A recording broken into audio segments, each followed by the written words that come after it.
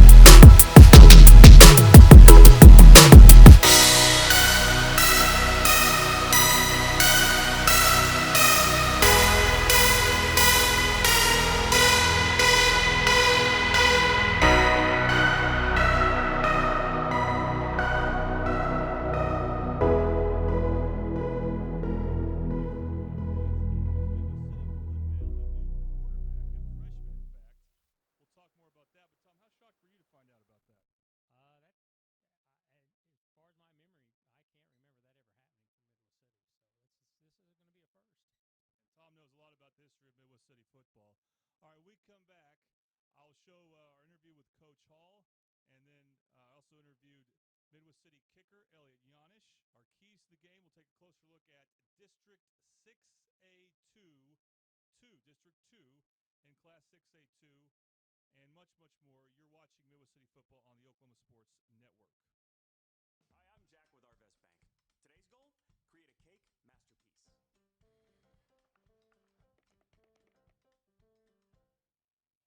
What do you think? I should let an expert like Bronwyn help me. And for your financial goals, Arvest is the expert. We know the right ingredients for your small business to succeed. See us for loans, cash flow tools, equipment financing, and more. Trust the experts. Trust Arvest. No. Watch Bronwyn create sweet art at our expert's website. Hudaburn, the dealership Oklahomans can count on. Why can you count on them? Because they give their customers more. Oklahoma is growing, and Hudaburg is growing too, with 5 different brands and thousands of new and used vehicles.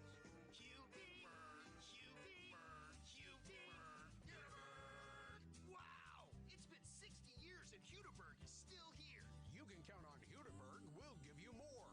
Hudaburg.com. You can count on Hudaburg. We'll give you. At F&B Community Bank, our team's #1 goal is serving our customers.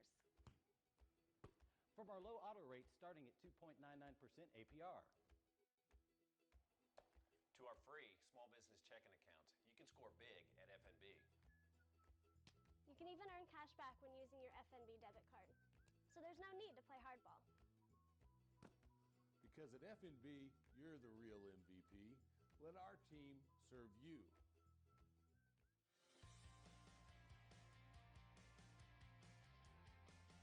I'm starting. Moving in. All right, everybody get in real quick. You just hold it like this, and you don't need to flash. Learning with VR. Finals, baby! You know I got this! I got an A. Nailed it. We did it! Rose State College. Going somewhere starts here. Purchase highlights and complete games from this broadcast by visiting oksportsnet.com.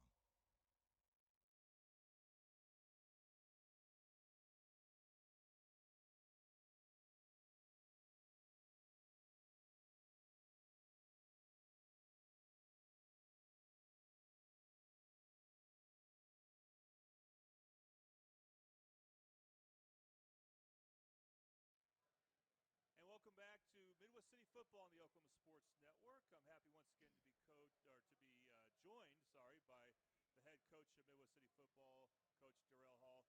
And Coach, as you look forward to this game against Lawton High, you've had a week off to prepare. How has the week off helped you guys? Well, we got healthier, but we're still missing a few guys. Like Christian Friday will not play. Sam Sissons is still out. Let me think. So Arthur those two Broyles? guys. Say again. Arthur Broyles. Arthur Broyles is back. He got Good. cleared today, so he's back. Dylan Seabach will be back tomorrow. Good. That's what I've been told. Okay. All we're waiting on is a brace there. So we got some back, but we didn't get all of them back. So it's a part of football. So next man up. That's right. When you look at the last 3 games, one thing that has steadily improved is the defense, not just based on points given up, although that's obvious on the scoreboard, but also it seems like they've been getting more stops, better on third down stuff. What have you liked that you've seen from the defense? Well, I'm going to be right there with you. I mean, last game we played, we got a lot of 3 and outs early. Offensively, we put them in a bind by putting a turnover and putting the ball to on the 5-yard line. Until that point, we had not been threatened. So I'm liking what I see. They're talking turnovers. We're getting need more turnovers in the game. So like I said, we're running to the ball. And that was part of the things we were not doing earlier is, we need all 11 hats headed to the ball, and they're doing a great job of hustling and playing their position the way it's been coached. Very good. And on the offensive side, to start moving the ball on a regular basis, what needs to start happening? We've got to be able to run it. I mean, we've got to stay on blocks. Offensive line-wise, there are times we just miss assignments. And one of the things I said to him was, how can you learn all these songs you guys know, but you can't remember your assignments? That just tells me it's not important to you. It's got to get important to them because, I mean, you turn the radio on and they can sing the whole thing to you backwards and forward, and it takes time to do that. But when it comes down to a play that you've ran for a month now, I'm still busting, and it's hard for me to wrap my head around that. So, I delayed it in terms like that. So we got to be on assignment football, stay on our blocks. I mean, there's times we're on our blocks and we just stop, and that guy makes a tackle. Like, are you kidding me? So offensive line, we've got to be able to run the ball. Receivers have played extremely well for us. I mean, they have went and got the ball. They have went up high and put their body on the line to catch some balls. So that part's been really sound. So we've got to be able to run to open that up more so and just establish it and make the game better, shorten the game some. Talk about where you're going to be with your quarterback situation as far as who's going to start and who's going to see reps. Well, it looks like I'm going to be starting a freshman. It's where we're at. We're in week 4 of the season. I've had 2. This will be my 3rd starter at quarterback. I had 2 juniors fighting for the job. And I think for giving the Bombers the best opportunity to win games, it's going to take this freshman playing. He looked really good all year long since he's been out. I mean, all season long. But I just didn't I'd rather play a junior than a freshman. Yeah. But, first things first, you give the guys their due, and they were both given plenty of opportunities. Not saying they can't win the job back. It's not a permanent deal. I mean, if you go and perform in practice and you do what you need to do, you can win the job back.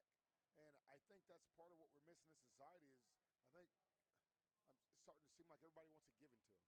Well, if I don't have it immediately, I'm going to get in the NCAA, I'm going to get in the portal, and I'm going to go to another school or mom and dad's going to move me and take me to another school because it's better over there. No, it's the same. And so in society, I feel like we really need to start teaching our young people that you have to put the work in to get the payoff.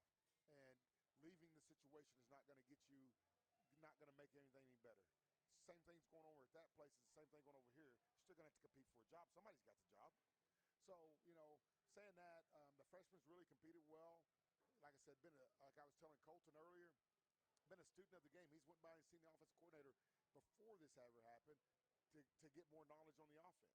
That tells you it's important to him, So, and so if he's willing to do that and keep performing like he has, then you're going to give him that opportunity. He's earned it. Talk about him. First, his name is Irving. Okay. And talk about D'Angelo Irving. Had to think about that. All right. Yeah, D'Angelo Irving. How does he look as a thrower and a runner? He's a very fluid runner, and he throws the ball really well. Okay. I mean, he's not the biggest cat out there, but he's not the smallest guy either. So, but what he does well. The offense seems to click when he's in, and part of it is having confidence in the guy that's calling the signals. So, from what I've seen and what they've displayed, they seem to. I mean, the comments I've gotten from my feedback from the team is that it's all been positive. Speak clearly in the huddle, knows what's going on, leading. So those are all pluses for me. Very good. And now you're going to play Lawton High, and that was quite a battle you guys had last year on a Thursday night. High-scoring game, but a very important game as it turned out. Had huge ramifications for your season, and you getting a 2 seed and hosting a playoff game. What about this year's Lawton High team? That will be a challenge. Same thing going on.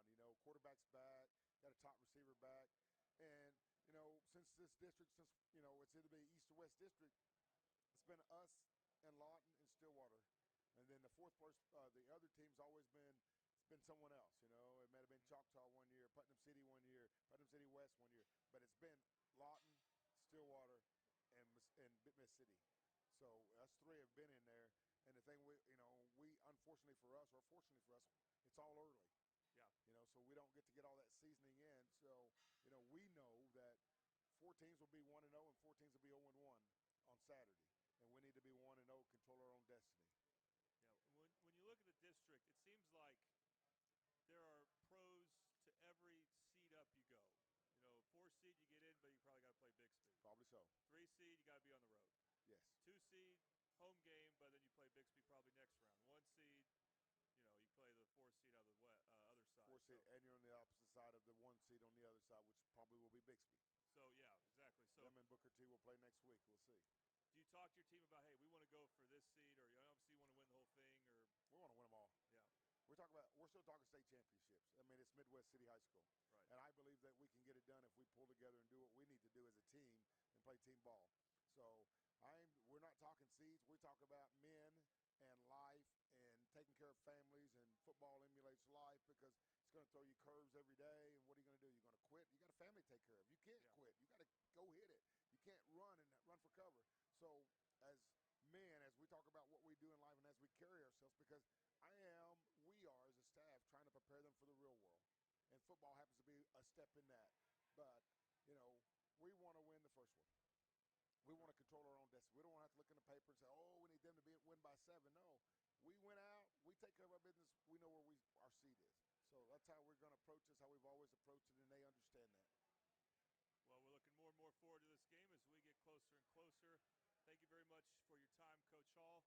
And when we come back here on the Oklahoma Sports Network, I'll talk with the kicker, Elliot Yanish. Looking forward to that one. And also after that, keys to the game from Tom Carpenter and more. You're watching Midwest City Bomber football on the Oklahoma Sports Network.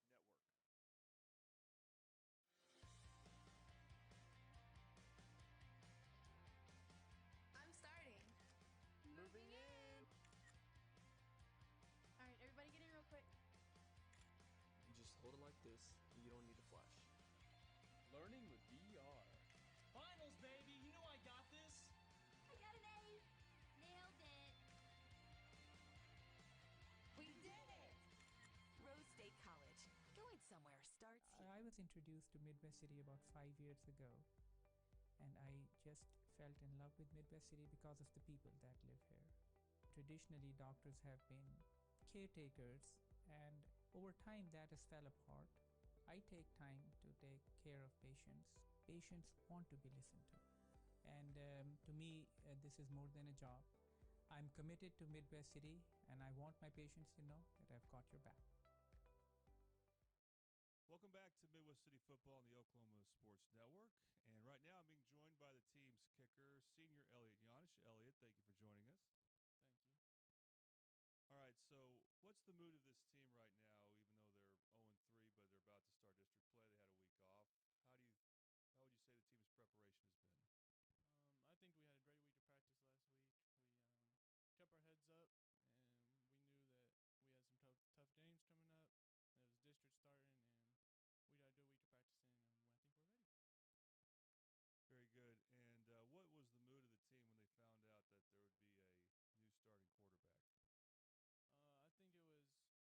I think it was a little bit of a surprise knowing that he's a freshman coming in and hasn't had much experience. But offense, we don't have much going on right now, so we're looking for changes to see if we can get something going. And of course, we're talking about freshman D'Angelo Irvin, and we look forward to seeing take the field and what he can do. Now, let's talk about what you do for the team. Most teams have different punters than kickers, but you do both. Are they very different skills? Yeah, I would say so. Yeah, punting, you gotta have more height on you, and you want to get the hang time in the distance. Kicking, you got different form, and they're two different skills. So, do you find you have to practice both a lot? And do you practice on your own, or do you have someone helping you out? I do. I practice by myself. There's a couple other kickers that are below me. They'll practice with me, and we just pretty much practice on our own. And so, let's say that the team's driving, game's tied, they need a field goal. What do you feel like your range is? I mean, I know some of it's based on the wind and stuff, but how far would you think you can make a field goal if you need to? Yeah, I would say about a 50-yard field goal, probably 50, 55, probably on a good day. And then when it comes to kickoffs, they either want touchbacks or at the very least you want to kick the ball inside about the 10. How do you feel like you're doing with kickoffs? My kickoffs have been pretty well, keeping it high inside the numbers, and we're causing a lot of fair catches, and we're looking to get us a fumble recovery. And then when it comes to punting, sometimes there's a lot of things that can distract you as opposed to kickoffs because you got guys who may try to come after you and block it. Is that something that you feel like you get rushed sometimes and it affects your kicks, or do you feel like you'll get the kickoff no matter what? I get the kickoff no matter what, but I would say that the rush has been coming at me a lot lately. We just need to work on our blocking. I've been hit twice already, but I'll get the kickoff. All right, and yesterday Coach Hall said that you might be the most athletic person on the team because you play 2 other sports, and not everyone plays 3 sports all the way through high school. But let's go back to the football field with that. If you're kicking off or punting and you're in a situation where you had to make a tackle, do you feel confident that you could make that tackle to save the team from a touchdown? Yeah, I'm very confident. I will make the tackle. Of course, I know it's not very ideal. What about when it comes to punting or place kicking? If you don't have to tell us if you don't want to, but do they have any design plays where you might have to, on a fake, run with the ball or even throw the ball or something like that? We might have a little something in the works. Okay. What's he could say? I understand. How about this? Have you ever tried to, it's not something that's a needed skill, but it's something that's always fascinated me with kicking in football. Have you ever practiced drop kicking? I have a little bit. I'm all right at it. I just needs a little more work. Yeah, it's not really something that's needed to do in a game situation. But what about this? Let's say that the team they score, but they're still trailing late in the game, and another skill that kickers sometimes need to develop is kicking a really good onside kick, where you try to bounce the ball and only kick it a certain amount of time, but give it enough time for your teammates to recover it. Do you think you could do a good onside kick if called upon? Yeah, I've been practicing onside kicks at practice, and they're pretty good. You want to get the dribble and the height so you can get there and recover it and keep it towards the sideline. And so I've been doing pretty well with my onside. Very good. And you are a senior, so what are what are your goals after high school? I would like to go kick somewhere for college and get the opportunity to go play football at the next level. Very good. Well, we hope you have that opportunity, and we hope to see you tonight kicking the ball and kicking off and not doing much punting. Hopefully we'll see that from you. But, Elliot, thank you very much for your time. Yes, thank you for having me. All right, when we come back, Tom will have your keys to the game and more. You're watching Midwest City Football on the Oklahoma Sports Network.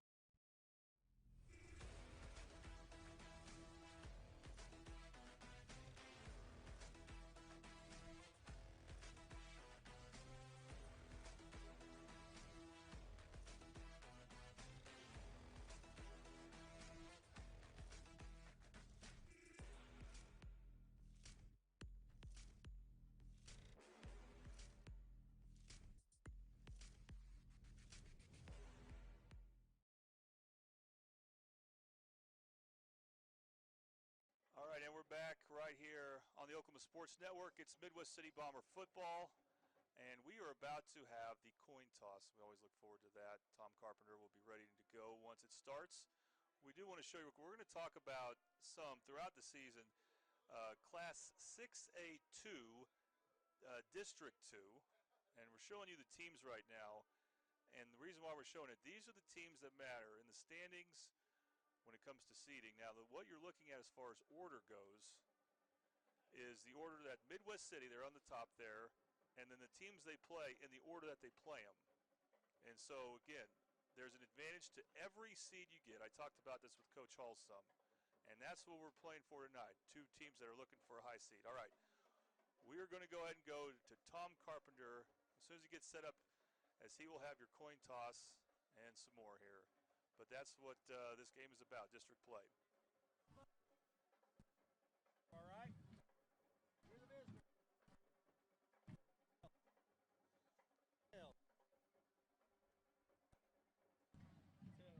All right, he calls tails. That lands ahead. Defer. You want to defer? Okay. Lawton's won the toss. We'll defer their choice in the second half. Lawton High won the toss and deferred.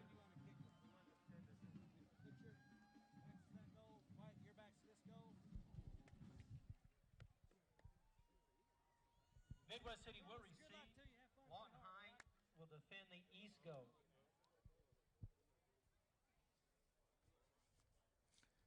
Bombers get to start off with the ball. Let's see what we can do. Okay, thank you, Tom. He put it very succinctly there. Big thanks to Tom Carpenter for that. And let's go ahead and look at the starting lineups then. And we'll start with Midwest City on offense here, as soon as we're ready to go there. Okay, now, as you can tell, the big news is the new player, really. I mean, we didn't have him in our depth chart until today. The quarterback, the freshman, D'Angelo Irving. And one of the few times you'll see a freshman starting at quarterback. The rest of the lineups are pretty conventional. Amari John will be their starting running back. Last week or 2 weeks ago, they had Kriston Friday also starting in the backfield, but he is out for the game today. So they're going to start three receivers, including Juwan Dancy as the third receiver, along with Brian Wilson Jr. and Andre Miles, Wesley Dedman at tight end. Look to see both Jaden DeShazo in and hopefully some Dylan Seabach in as well in different packages, as Dylan Seabach missed the last game due to shoulder injury. On the offensive line, the usual offensive line of Crump, Gaither, Shorter, Taylor, and Hood, and they will play a very important role for this game. Now on the defensive side for Midwest City. And no changes there, which is big because, of course, we'll get you the defensive line of Jordan Boyd, Caleb Morgan, Jaden DeShazo, and they'll play an important role as well. On the linebacking side, Arthur Broyles hurt his knee, and it looked like it was a bad injury against Muskogee, but he will be playing. He got cleared a couple days ago. Linebacking core is Jacoby Johnson, LeJalen Long Jackson, Broyles, Shamar Edwards. The secondary, same secondary we've seen in all four games, now this being the fourth game. Davion Tipton and Mikkel Smith at two of the cornerbacks. The safeties, Tavion Hodden and Tristan Murphy. And so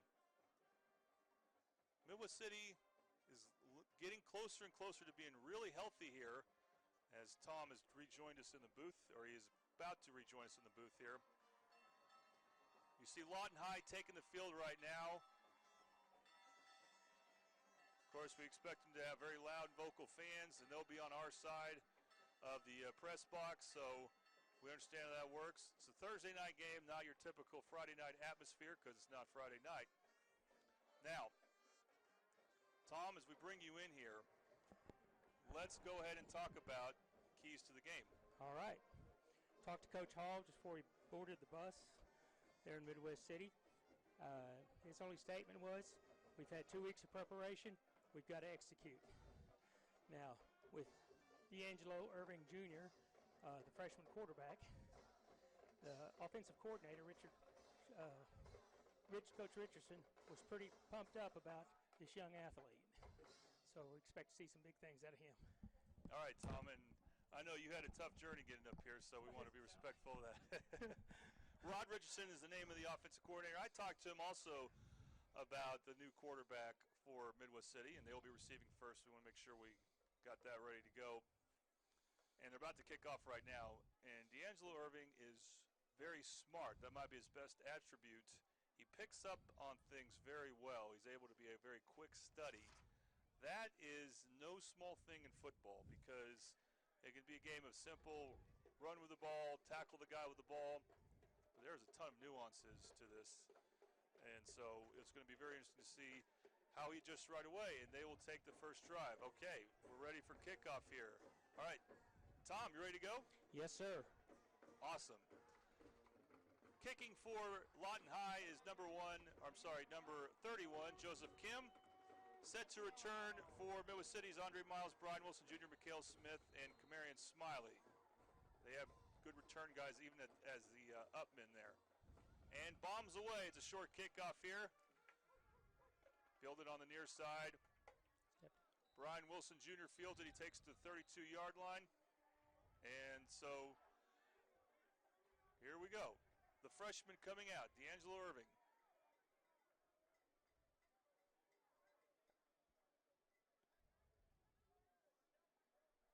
He's about 5'9", and he'll have a 3-receiver set we expect to start things in this first play from scrimmage. He'll be fielded, the ball spotted, I should say, at the 32-yard line.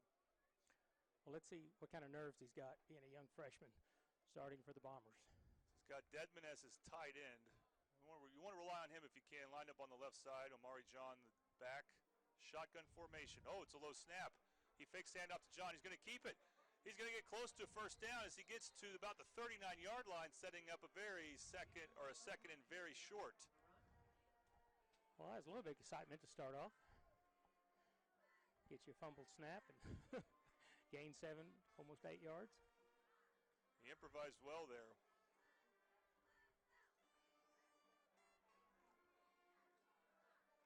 Okay, second down and 3. And it's a keeper to John, and John will get about to the line of scrimmage, not much more, and there'll be third down coming up. Yeah, they're going to do better keeping that defensive line out of there. Tackled by Milton Knight. Third down and 3, we ought to get this one. We need to get this right here. Make a statement. See, trips to the left. Juwan Dancy split out there, as is Andre Miles.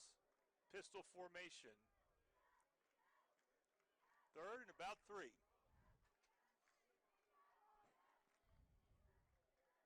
Irving waiting on his instructions. And it'll be his first throw, and it's caught by Wilson Jr., and that should be a first down. Devin Simpson, one of 2 Simpson brothers, tackles him, but they'll move the chains. Very successful first attempt for Irving. Let's just keep the pace. Keep the pace, guys. We can do this. They're going to move their wide receivers out to the right side. And again, they really want to establish the run, but it's something they've had trouble with, and you saw that on the second down play. We'll see if they keep trying to set it up. First and 10. Handoff straight away to Omari John, and he gets a solid gain. There is a penalty. I think they're going to get holding out here. Usually you see holding, however, the flag was thrown when the tackle started, so I'm hoping for maybe some type of face mask, but you're probably right. Well, I mean, the thing is, we haven't seen Omari John get to the past the line of scrimmage much here, so you'd hate when you see that for him to be brought back, but that's what's going to happen. It is a hold on Midwest City. It's going to be a spot foul, too. I tell you, holding can be such a drive killer. And I've heard some football people say they wish that it used to be a 15-yard penalty, Tom, if you remember that. Right. And there's some advocacy for it being a 5-yard penalty, and I kind of agree. Of course, it's easy for me to say that when the Bombers are the victims of a holding penalty. All right, so the Bombers have to get to the Lawton High 46 for a first down, and the ball spotted at their own 39, so it's about 15 yards. And on a screen, kind of a bubble screen pass to Miles, and Miles will be tackled for a loss. Caleb Fuller was there.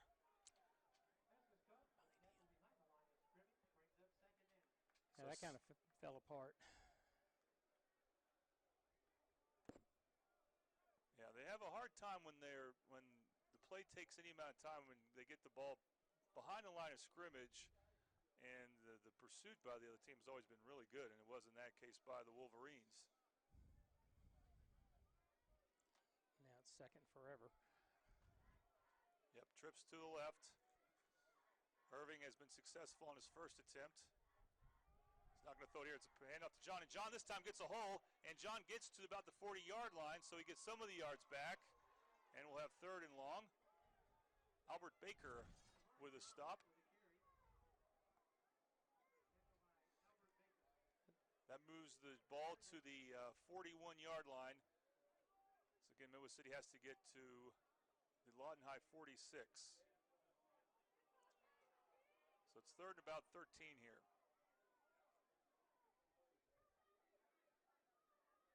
Now the pistol formation is Irving. Now he looks to see if they need audible. Looks like they probably will.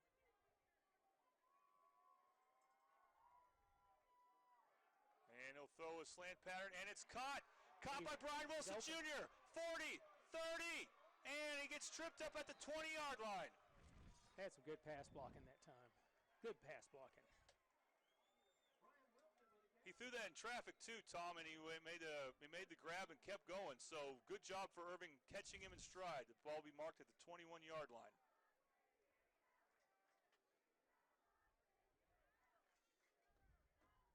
So two very encouraging throws we've seen from the freshman quarterback. And again, we see Midwest City with either trips on the left or trips on the right. In this case, it's to the left.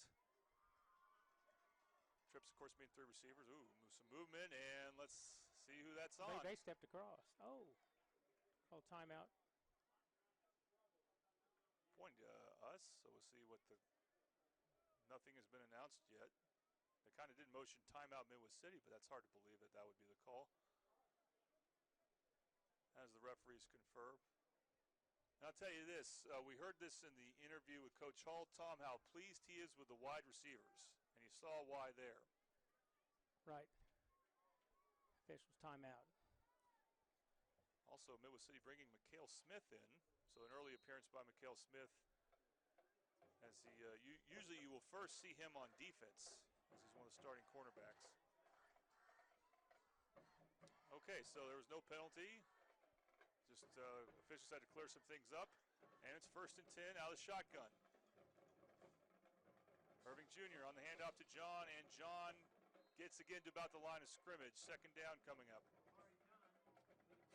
That's just not developing for some reason. That play is just not working. I need to. Should be able to open it up, though, since he's making his passes. Christian Houston, number 24 for Lawton High with the tackle. He's one of their two-way starters. They have a couple of them, and he's one of them. So he'll start a wide receiver as well. All right, 2nd and 10. Again, trips formation with the receivers on the left side.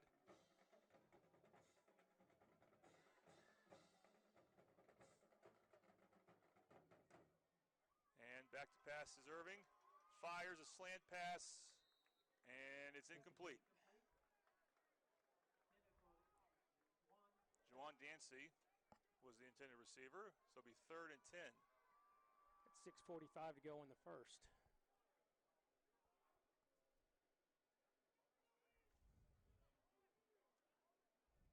Yes, and we do have trouble sometimes seeing the clock, but we'll try to keep you posted for how much time's left as often as we can.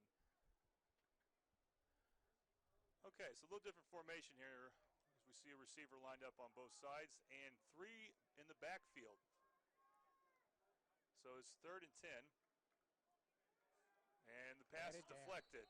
Incomplete. Big man came through, number 70. Milton Knight with the play. So at 4th and 10, Elliot Yanish told me he's confident he can make kicks from 50. This kick would be from about 37. Or I should say about 33 if they decide to do that. And they do. Now, it looks like they will. Wesley Dedman is the holder. And the last 2 times he attempted a kick, last 3 times actually, it was blocked. We'll see what happens here. Oh, a bad snap, and it's recovered by Lawton High. Doesn't matter, it's 4th down. Who recovers it? But the point is, Bad snap, and the special team woes continue as Midwest City is going to have trouble scoring points like that when they are having trouble on their kicking team. It's going to be Lawton High football. Well, that's frustrating, of course, for any team. You drive inside the red zone, and then that. That was our 10th play on that drive, and right on the 20. Okay, so for Lawton High, their quarterback, Eric Wiley, very experienced, number 18. He has good size to him. And the handoff goes to Houston, or Devin Simpson, I'm sorry, the running back. Christian Houston's the backup running back, and he's tackled for a loss. By about 10 Bombers, which is good to see that many around the ball. Well, we have talked about this as well. The defense for Midwest City has been playing better and better. And that was Christian Houston, actually, with the handoff, number 24. All right, here's Wiley. Back to pass. Faces a rush. Fires over the middle. Pass nice deflected. defense. Mikhail Smith with the defense there. And you saw him get up there. He jumped to get an interception a couple weeks ago against Muskogee. And he forces a 3rd and long right there. Outstanding coverage. Now she also had some pressure on him. Now Wiley can throw, so they're a threat on 3rd and long, and that's a down and distance where Midwest City struggled at the beginning of the season, but they got better and better at it, and they're going to be tested here. They would love to force a 3 and out. Wiley under center, drops back to pass, again facing a rush. He escapes, not the second tackler, and that's Jacoby Johnson with a sack. And it will be a 3 and out for Lawton High. How about Jacoby? That's the kind we need from that young man. He needs to step up and help everybody else, tell him how easy it is to tackle those other guys. You know, it's interesting. We don't see him rush the passer that much. We haven't seen him much, but you saw what he could do there with a good tackle at the legs. All right, punting for Lawton High's DeMarcus Andrews. Midwest City with 2 guys back, Wiley and Brian Wilson Jr. Low snap. Low snap. They're not going to field it. It's going to take a Lawton High bounce. He got a good roll. To the Midwest City 45. I want to right now talk about one of our sponsors, Cody Anderson Farmers Insurance. For free and instant quotes over the phone, call Cody Anderson today. So the score is 0-0. Both teams not able to score on their first drive. But Midwest City had the better drive, and because of that, because of their defense, they have the ball with excellent field position to start their second drive.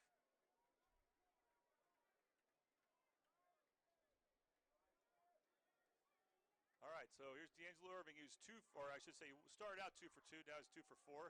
Hand off to John, and he's tackled at the line of scrimmage, lunges forward for a small gain. Jeremiah McGee brought him down, 2nd down. What Coach Hall had talked about, the linemen have got to execute so they can get those holes open. It's like Jaden DeShazo in the game as a tight end, so a little bit bigger package, more of a running friendly package for Midwest City to start this drive. 2nd and about 9.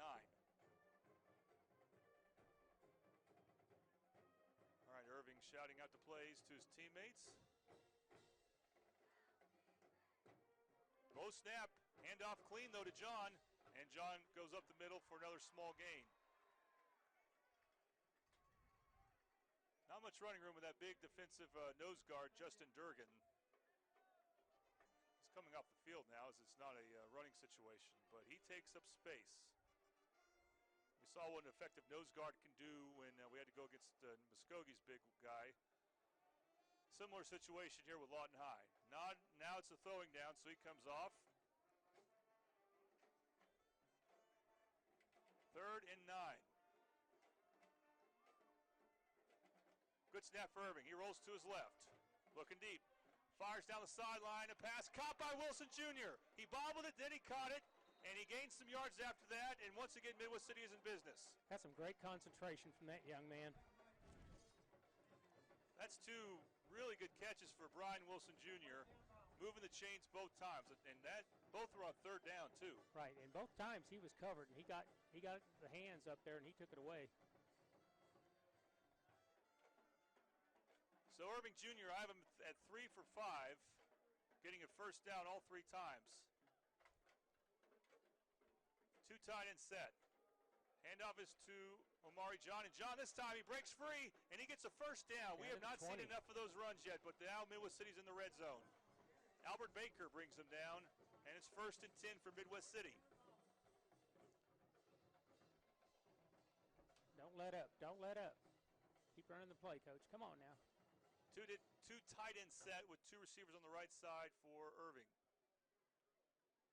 Low snap again, but he quickly picks it up and hands it off to John, and John going to get 5. Drags some tackles with him. It gets to the 15. Jeremiah McGee and other Wolverines were there, but not before he got 5. That's a very positive first down gain there. Defensive end Aaron Johnson was also there for the tackle. So it gets to the 16, so we'll call that a gain of about 4, and 2nd and 6. This is the best Midwest City's offense has looked, even better than last game when they did get off to a 12-0 lead. Got about 2:30 to go in the first. Again, a low snap, but he picks it up. Now he scrambles. He's got to run if he wants run. it. He's going to keep it. 10.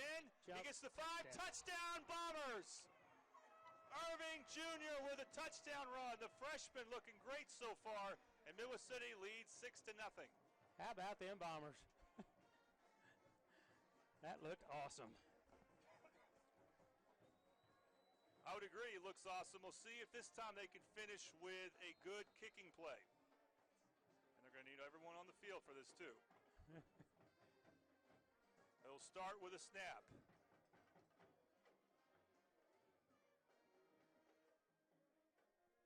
Dedman ready to hold. Good snap, good hold, and good kick. It's good. All right. Midwest City leads Lawton High now 7-0. You're watching Bomber football on the Oklahoma Sports Network. Hi, I'm Jack with Arvest Bank. Today's goal, get Hero to do some of those cool tricks with me.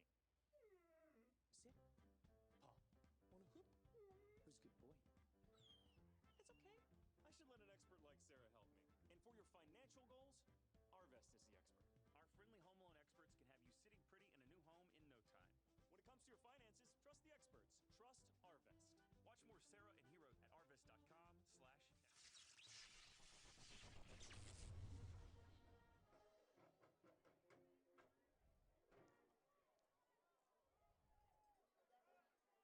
Midwest City football right here on the Oklahoma Sports Network. We're about to see a kickoff brought to you by Triple Elite. Find world-class designs and hot new styles at Triple Elite.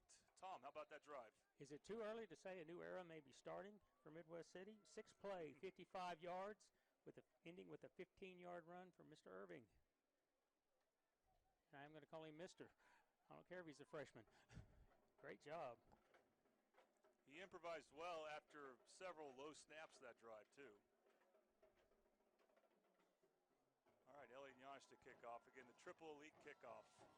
World-class designs, new styles at Triple Elite. For Lawton High, their returners are Chateau Reed, who I haven't called his name yet, but he will be playing football next year at Baylor, and Devitt Simpson. Oh, it's a short kickoff. Down the right sideline. Fielded at the 25. And looking to reverse fields. That's Chateau Reed right there. Yanish needs to tackle him, and he does. Saving the touchdown, Elliot Yanish. He told me he could do that. I kind of doubted him. You gotta love it when a kicker can bring him down. You see the speed from Chateau Reed. So if they get the ball in his hands, you gotta be careful. And that's still a good play for Lawton High, as they'll have good field position, down 7-0. Elliot Yanish, though, saved a touchdown with that. We see Jacoby Johnson lined up as a cornerback right here. Oh, he drops the snap just while he's still in trouble picking it up. And once he does, several Bombers get there. He's going to lose at least 5. That's good. That's good gang tackling right there. That's what we've got to have. Arthur Broyles is one of those guys. Great to see Arthur Broyles make that play. He was playing so well until he got hurt against Muskogee. But thankfully, he had a week off. So when a week off pays off. Yeah, we got a lot of guys healed on that little vacation they had. Yep. Minute 50 left to go in the first quarter. Midwest City sniffing blood right there. Almost got called for an offside. Jalen Long Jackson looking ready to blitz. Actually, I should say Jordan Boyd. Handoff and brought down immediately. He might have got one. Broyles was there. Looks like Jacoby Johnson was there. More gang tackling. That's what we got to have. We are swarming the Bomber defense. All right, so Lawton High has now looked sharp on offense. They got their D1 player lined up against Mikhail Smith on the right side for the offense right side. Near side, or the bottom of the screen there.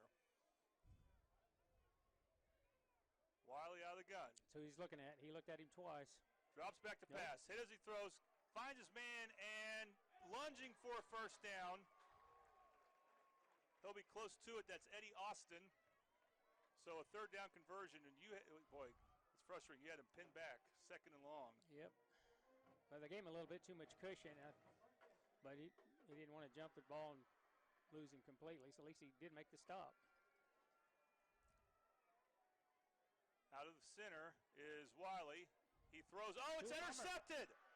Cut back, cut back, cut back. Picked off by Tristan Murphy, and he gets to the 41-yard line.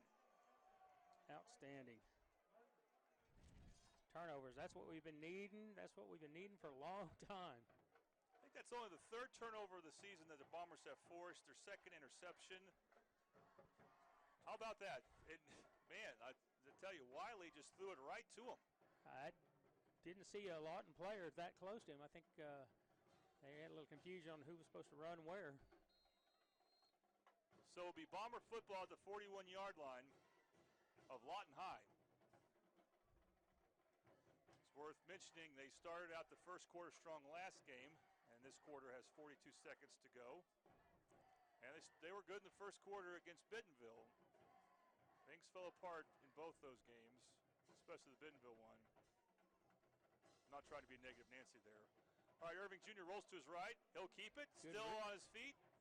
And then he spins, taken down inside the 40 at about the 36-yard line. That was a great option read on that. For a young kid to be able to read the option like that was just incredible. Well, that's how he scored on that same type of play. Down to 20 seconds to go. And again, I'm not trying to be negative Nancy, but we've seen good first quarters from Midwest City before. It's a matter of can they sustain it. DeShazo lined up tight end on the right side. Dedman H-back on the left side. Two receivers both sides. Irving Jr. hands it off. That's Amari John. Cuts it upfield. Down the middle he goes. First down run for the Bombers. First credit goes to the line. Second credit goes to John. He took off like a shot when he got open. And so the first quarter ends with all kinds of momentum for the Midwest City Bombers. They lead Lawton High 7-0. You're watching Midwest City football on the Oklahoma Sports Network.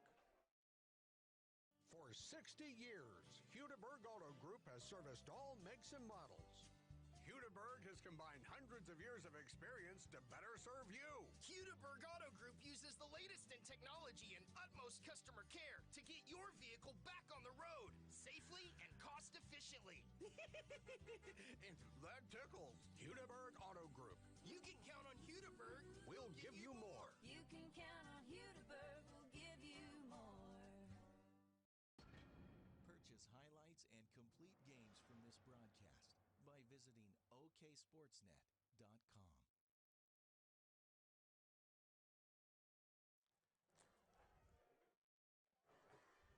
And we're back here at Cameron Stadium in Lawton. Very good first quarter for the Bombers. They lead 7-0, and they are driving. They've been driving the ball all three times. The first one stalled, but the second one was a touchdown, and now they're looking for more. Absolutely. We got to get after these guys. Stay after them. Stay after them. It's like you said. We've gotten our lead in some games and then let up. We can't do that. We can't let up. We've got to stay on them and stay on them hard. Pistol formation with Amari John behind Irving as the one running back. And once again, it's a handoff to John, and John is moving the pile forward. This is the best running we've seen from Midwest City all season. I'd have to agree. I'd have to agree with that because they were really moving that line backwards. 6-yard gain, and it'll be 2nd and 4.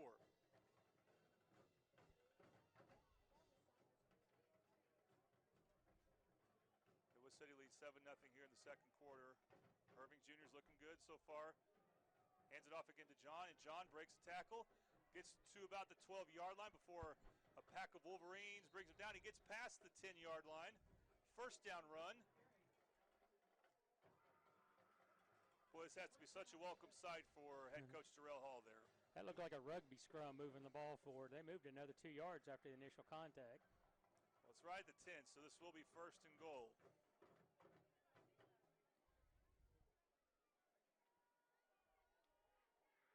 Midwest City looking in complete command right now. Looks like they have the Wolverines on their heels. And then they do that. And they shot themselves in the foot. Which they have done in goal-to-go situations before. I almost think it was the center that time just because the rest of the line moved and he didn't. But I had some centers in my family, so I can't blame them.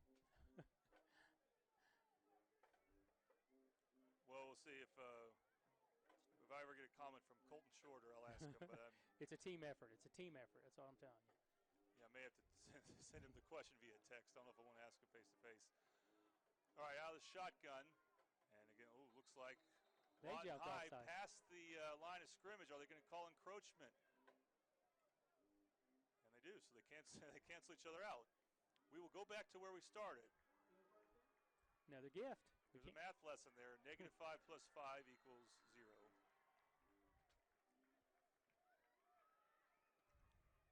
I teach math on the side, in case anyone didn't know. Not on the side, actually. I'm sorry, that's my main job. Okay, first and goal. Dedman, the H-back, getting his team situated here. He's very much a leader on this team. And now in the pistol formation is Irving. Hand off straight ahead to Amari Johnny. Makes man miss. He's going to score. Touchdown, Bombers.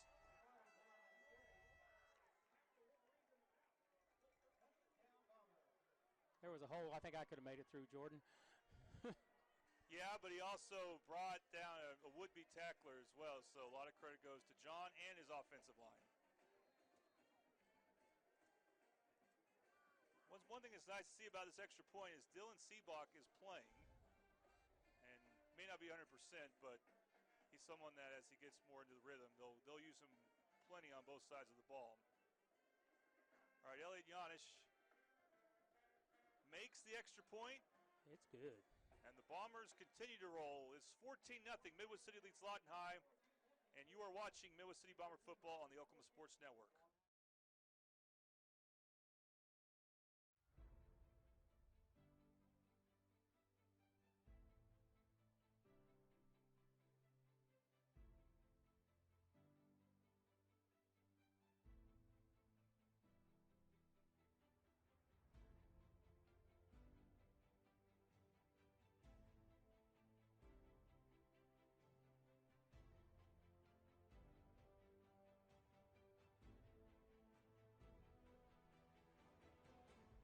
Purchase highlights and complete games from this broadcast by visiting oksportsnet.com.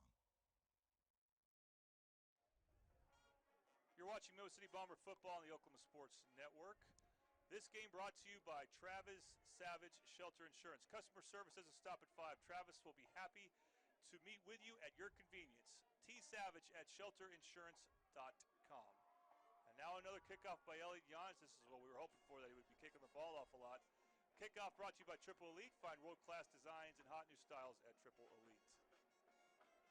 Now Lawton High had a good kick return last time. And Elliot Yanish saved the touchdown, which led to an interception. Kicks it down the sideline here, and it will be out of bounds, so it will be an illegal procedure. All right, Tom, talk to us about that last drive. It was a good one. Pretty impressive. 5 play, 59 yards, with John carrying it in for the last 10 yards with one guy he ran over. So Bombers looking pretty exciting. That was set up by an interception by free safety Tristan Murphy.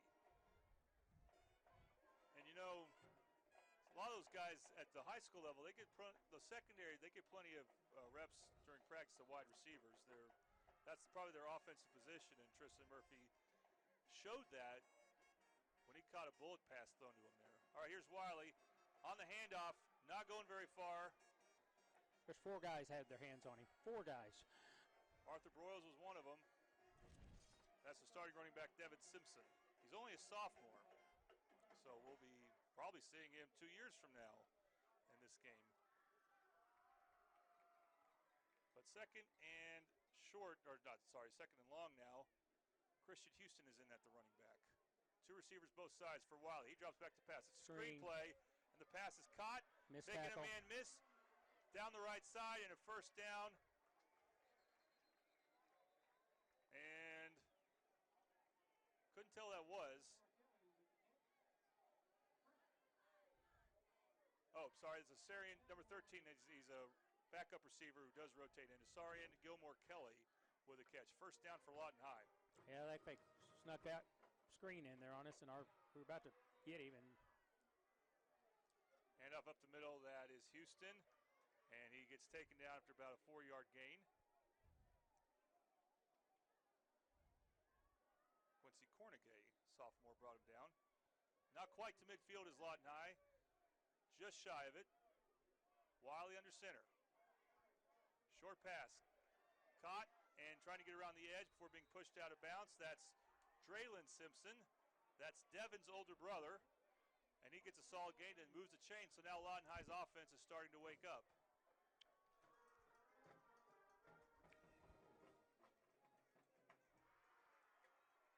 Now we got a 5-receiver set. Wiley will be alone in the backfield. So look for either a quarterback sneak or quick throw here. And it is a quick throw. Makes his man jump for it. That's Gilmore Kelly. And he gets brought down at the 30-yard line. Looks like Jacoby Johnson brought him down. He's the other D1 player on the field there. There's a D1 player for us and a D1 player for Lawton High. Lawton High right now is driving the ball, looking to catch up here. Wiley hands it off to Houston, and Houston up the middle for a positive gain. Looks like Caleb Morgan, the nose guard, brought him down. They're going to move the chains. Well, we're not even getting to third down here. That's how great Lawton High has been on this drive. Just getting solid chunks of yards each play. First and 10 for Wiley. Throws it short to Houston. Houston, he made a man miss, then he slowed down. Still gets a solid gain. But Jalen Long Jackson brings him down. But it'll be second and short, and that's what we've seen. They're getting solid chunks of yards on first down. Now we got a 2nd and 1. So Lawton High has Midwest City on their heels. Wiley, handoff, and met at the line of scrimmage. Jacoby Johnson with a tackle. It's going to be third down. They didn't get it. Brought Houston right down.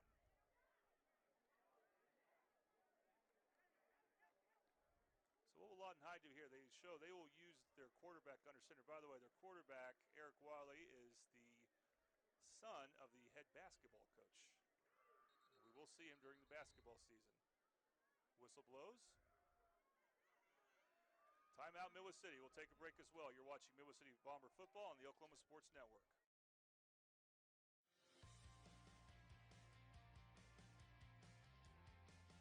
I'm starting. Moving in. All right, everybody get in real quick. You just hold it like this, and you don't need to flash. Learning with VR. Finals, baby. You know I got this. I got an A. Nailed it. We did it! Rose State College. Going somewhere starts here. Purchase highlights and complete games from this broadcast by visiting oksportsnet.com. Back at Cameron Stadium, home of 3 high school football teams tonight. They're home of Lawton High. It's Thursday night football, more precisely Midwest City Bomber football right here on the Oklahoma Sports Network. And this is the first time we've seen a third down this drive. Watch for the quarterback sneak. Wiley is under center. There it is. He's not moving. And they're not blowing it dead yet. We got the ball then. Jacoby Johnson saying it's Midwest City football. Go ahead and score.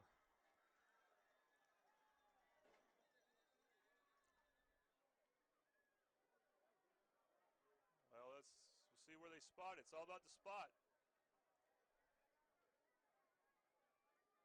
You see what the ref signaled there? I didn't catch it. I couldn't see. He said for him to come back here. And I thought, well, you know, if all else fails, you don't hear a whistle, you ought to run to the end zone. It's a nice little haul down there, about 83 yards. But well, give credit to the defense. They were ready for the quarterback sneak. And that's what you have to be careful about when the quarterback is under center. Some teams just don't do that at all, but Lawton High does. And they stopped him. It's 4th down. You would definitely expect Lawton High to go for it here. It's 4th and about a foot. But first, they're going to call a timeout. So we'll take another break. You're watching Midwest City Bomber football on the Oklahoma Sports Network. Hi, my name is Zach Knudsen. I'm an orthopedic surgeon in Oklahoma City. I'm a specialist in hip and knee preservation, in particular cartilage restoration, hip arthroscopy, minimally invasive procedures to try to salvage hips and knees and try to prevent them from going on to arthroplasty or joint replacement. Orthopedics is unique in that it is the ability to have somebody who's injured, their life has changed, and we fix them and they can go back to doing the things that they love. Purchase highlights and complete games from this broadcast by visiting oksportsnet.com. Back at Cameron Stadium where we got a 4th down coming up. And Tom, if you're talking to the Midwest City defense, what should they be prepared for? Well, they got a real tall quarterback. He could just leap over the line. Real quick, they're going to measure first, actually. So they can do it after a timeout.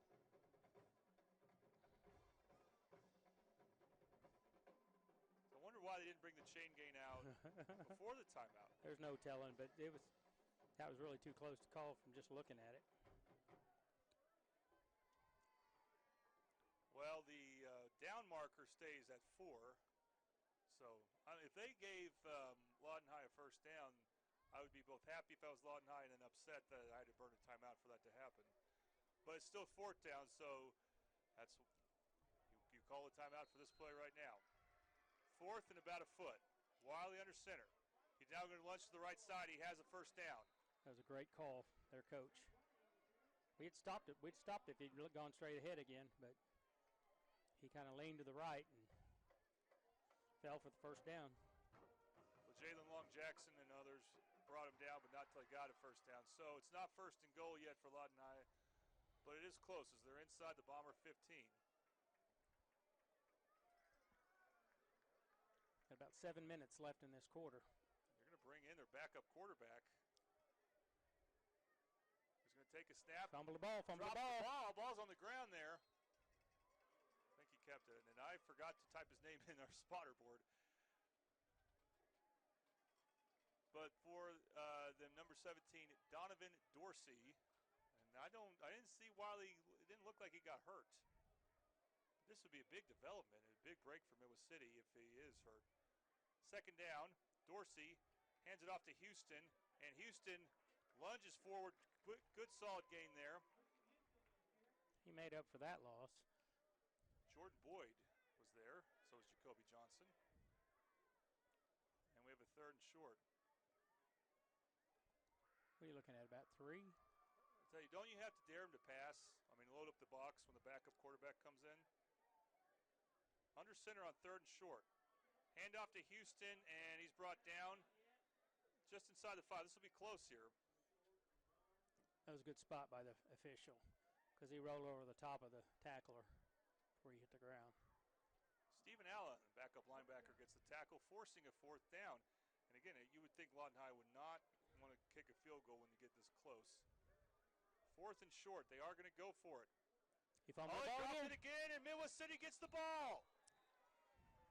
Boy, I tell you, it has to be an injury, and what a big break. Dorsey, the backup quarterback, dropped the snap because, he's just not used to it. I know last week when Lawton High beat Lawton Eisenhower 29-7, they called the game after about 2.5 quarters.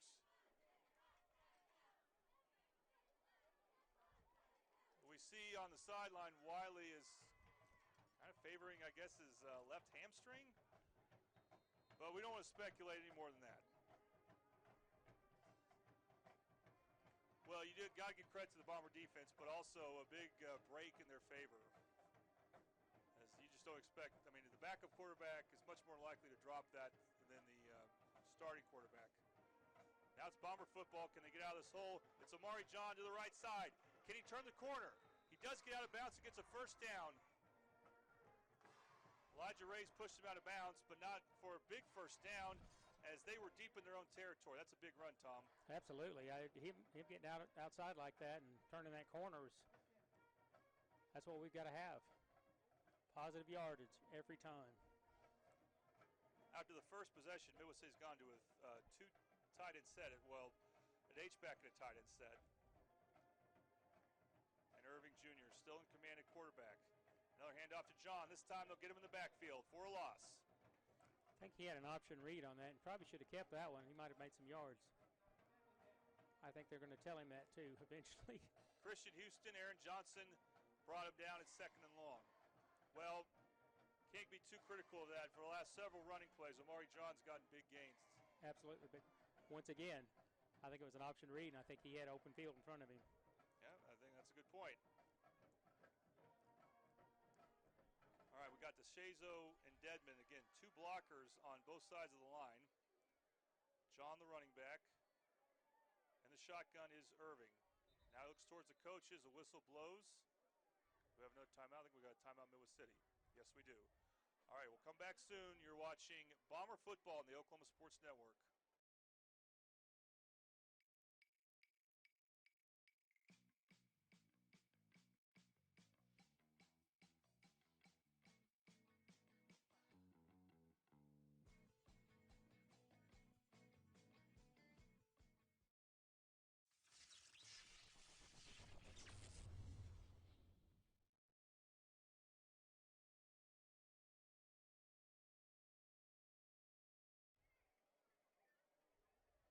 With 4:51 to go in the second quarter, Midwest City leads Lawton High 14-0. Jordan Ray, Tom Carpenter with you here. It is Bomber football. They forced a turnover on downs inside their own 10 after the starting quarterback for Lawton High, Eric Wiley, went down with an injury. Does not look too serious, so I would expect to see him back, but it really hurt him on that drive. D'Angelo Irving Jr. has looked really good this game. He has it on the 2nd and 12. He hasn't thrown it much. And again, it's a handoff to John. John gets to that second level. John drags defenders with him, and he'll set up a 3rd and manageable there. Albert Baker brings him down. Ball gets to about the 33-yard line. 3rd down. It's pretty fancy footwork by Mr. John.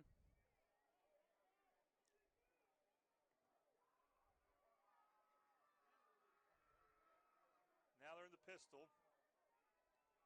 3rd down. They look towards the sideline.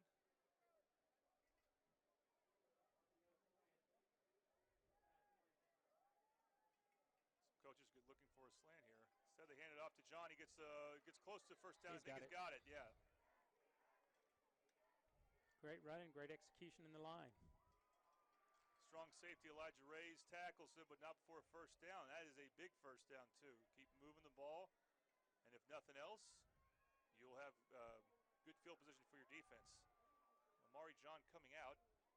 He has been running hard, so I can understand why he would need a break. Should be Kamarian Smiley, who he's a very quick little guy who comes in for him. Irving Jr. in the shotgun. Hand off to Smiley, and Smiley lunges for the right side, following the lead block by Dedman. Got about 2. Christian Houston, who also gets a lot of handoffs as a running back for Lawton High, he tackles the running back there. It was 2nd about 7. Yep.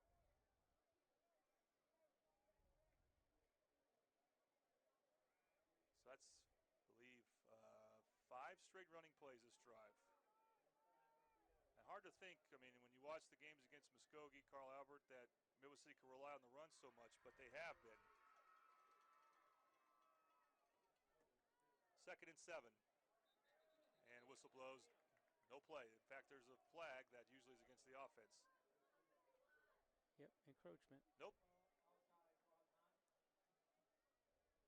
That's the 2nd offsides against Lawton High. That really helped Midwest City with their 2nd touchdown after they were going to have 1st and goal at the 15. Irving did that with his inflection he had on there. He gave a pretty good hard count, and they jumped on it. Should be 2nd and 2. Looks like a pretty long 2 there. And the officials are congregating about something there. 2:55 left to go in the second quarter. And, of course, you would love it if you're Midwest City to drive the ball. They're bringing the ball back. Maybe they're going to recount how many yards.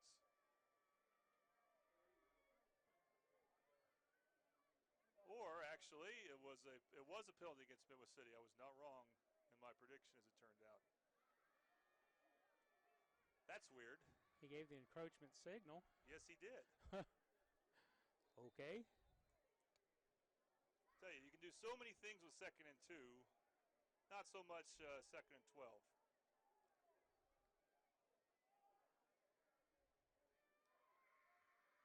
Option play for Irving, and he keeps it, and he loses yardage. Oh, maybe he fumbled it. He lost the ball. It is. It's Lawton High ball. Turnover. So that's the first real mistake we've seen by the Bomber quarterback, as he was looking pretty good up to that point. We've got 2:37 left. Hoping the defense can step up again. Well, this leads to something that has been talked about plenty, and that's the opposing team scoring touchdowns late in the half, the first half. Yeah, that's eating away at us all year. And Wiley is back at quarterback. Again, he never looked like he was that seriously hurt. That was a drive killer when he came out, though. 1st and 10. Handoff to Simpson, and Simpson gets a big gain. It'll be about 9 yards there as he gets to about the 20-yard line. Jacoby Johnson brings him down. He needs to close on them quicker. He sees him with the ball, needs to move in on him. Hey, Simpson, he's a little and he's tough. 2nd down, handoff to Simpson. Met by Jacoby Johnson and some more Bombers, including LeJalen Long Jackson. They'll be very close to the first down there. Be just short. Now, last time Lawton High was in this situation, they could not convert. Simpson coming out. Should be Houston coming in to replace him. 1:50 to go. 3rd and 1. Lawton High has been running the ball well when Wiley's been in. He'll lunge forward. That's how he got hurt last time, was a quarterback keeper. Hopefully he's okay this time. Looks like he got a first down. See what happens when the bodies unpile. There's a lot of them down there. They will move the chains. First down for Lawton High. They have stopped the clock at 1:40. They should be starting it again soon. Boy, if nothing else, keep him out of the end zone. But I've been saying that before at the end of the half. Wiley, bootleg, throws right over the middle. Pass incomplete. I think he missed his receiver that time. That guy was fairly open. He threw it too hard. Draylon Simpson, the intended receiver. We haven't seen Wiley really throw the ball much down the field successfully. They have gotten yardage off a couple wide receiver screens. 2nd and 10. Again, Wiley is under center.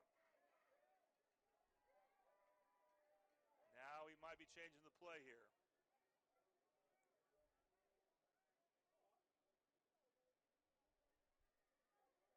Still under center. Drops back to pass. Pocket collapses. He's sacked. Jaden DeShazo. And company. There. And company. He had 2 or 3 guys with him, too. That's awesome. And company. So Lawton High to call a timeout with 1:29 left to go till halftime. You're watching Bomber football on the Oklahoma Sports Network.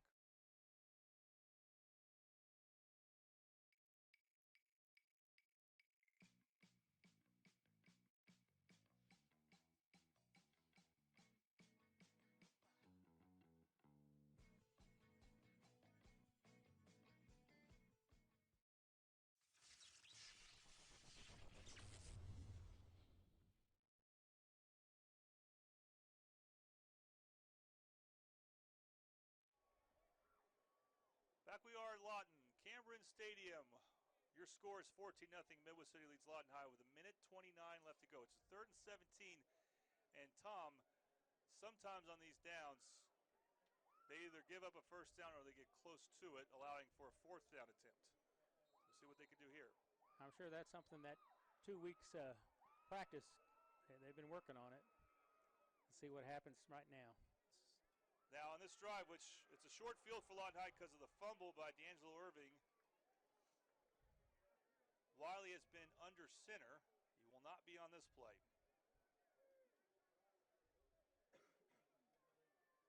Out of the gun. Back to pass. He's got time. Throws over the middle. Has his man. And it's a touchdown for Lawton High. Just beat our man.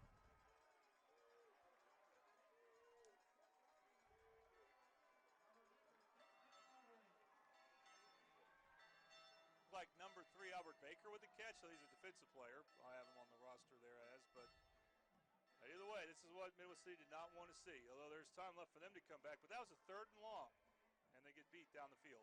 You jinxed him. Well, you know, you called they're it. going to have to overcome that jinx. Joseph Kim will come out to kick the extra point. It's good. It's 14-7 now. Midwest City leads Lawton High. You're watching Bomber football on the Oklahoma Sports Network.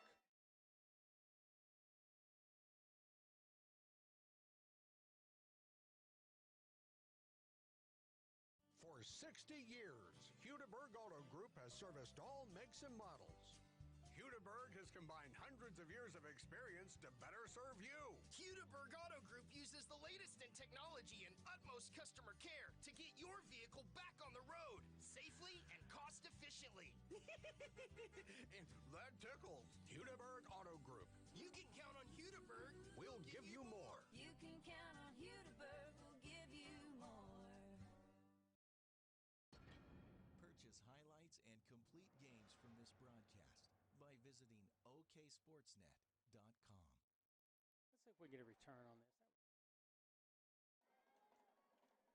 You're watching Midwest City Bomber football on the Oklahoma Sports Network. This upcoming kick is brought to you by Triple Elite.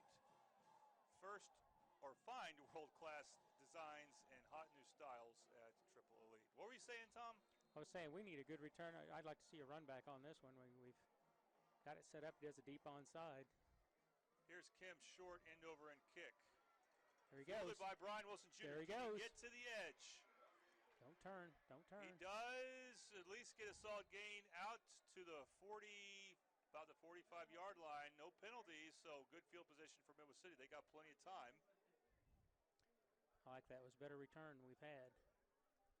Got 1:17 left. They have one timeout. But, of course, and this is high school like college, they stop the clock on first downs, even the ones that don't get out of bounds, to reset. This is going to be a good test for the quarterback. He made a big mistake that did hurt the team after having a great start to the game, and that's on the fumble. Do they try to run the ball to start things off? Doesn't need to do too much right here. Just execute. Amari John back at running back. He's going to roll to his right. Fires down the sideline, having to lunge for it. Caught a catch, got a catch. And it's caught by Andre Miles, his first catch. The clock should keep running. He did not get a first down. He did not get out of bounds. So we're at a minute and counting. So Midwest City needs to hurry up. Got the ball past midfield.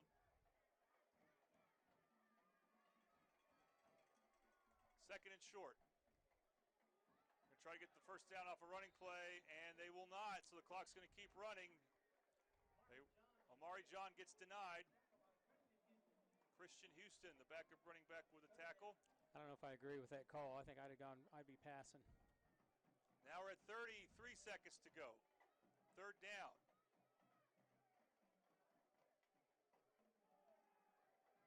Hand it off again. Good second effort, and he gets the first down. What a great run. He looked like he was going to get hit in the backfield. Amari John with a big first down there. The clock stops at 21 seconds. Some great effort. Get on the guy. Get on the line, guys. Get on the line. Get ready. Aaron Johnson got the tackle. The clock's running. We're at 12 seconds. They have a timeout. And they finally snap it with 6 seconds. And he's going to keep it. He gets out of bounds with 1 second to go. And I have to say that's questionable not to use that timeout. But Midwest City has not been in this situation this entire season. So if they kick a field goal from here, it'd be about 57 yards. They'll go ahead and call a timeout. So we could call, we'll keep it here. It looks like they could call some type of Hail Mary, maybe hook and ladder. Possibility. I don't know if he has that in his bag of tricks, but that doesn't always work, but it sure is fun to watch. So again, it's interesting if this is how it ends, and it looks like it will at the moment. And that is that Midwest City gives up a late touchdown in the second quarter. Although they will have the lead, which is something they have not had at halftime. I believe the halftime score last week was, or not last week, but 2 weeks ago, last game was 12-12.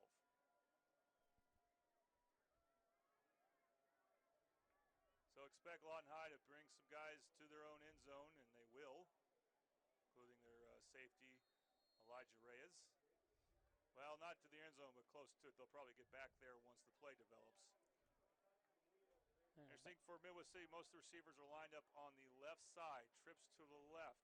So we'll see if that's the way that Irvin rolls out there. Wow, a little bit unexpected there. Fires a pass, it's caught. Throw the ball. And he's going to get taken down. A first down, but not much more than that. I believe it was Wesley Dedman with the catch.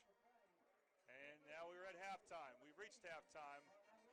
And your score, Midwest City, very good first half for the most part, their best half of the season. They lead Lawton High 14-7. And when we come back, we will have whatever the marching band for Lawton High is doing, we'll have it for you. And later on, we'll talk more about the first half and what needs to happen on the second half for the Bombers. You are watching Midwest City football on the Oklahoma Sports Network. At F&B Community Bank, our team's #1 goal is serving our customers. From our low auto rate starting at 2.99% APR. To our free small business checking account, you can score big at FNB. You can even earn cash back when using your FNB debit card. So there's no need to play hardball. Because at FNB, you're the real MVP. Let our team serve you.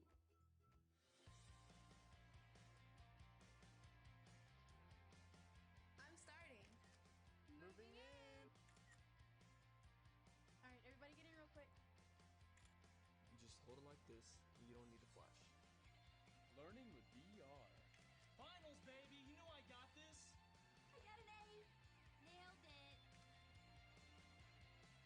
We did it! Rose State College. Going somewhere starts here.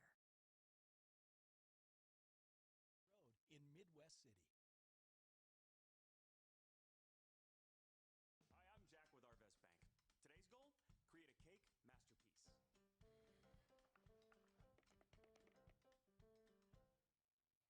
What do you think? I should let an expert like Bronwyn help me. And for your financial goals, Arvest is the expert. We know the right ingredients for your small business to succeed. See us for loans, cash flow tools, equipment financing, and more. Trust the experts. Trust Arvest. No. Watch Bronwyn create sweet art at our experts' website.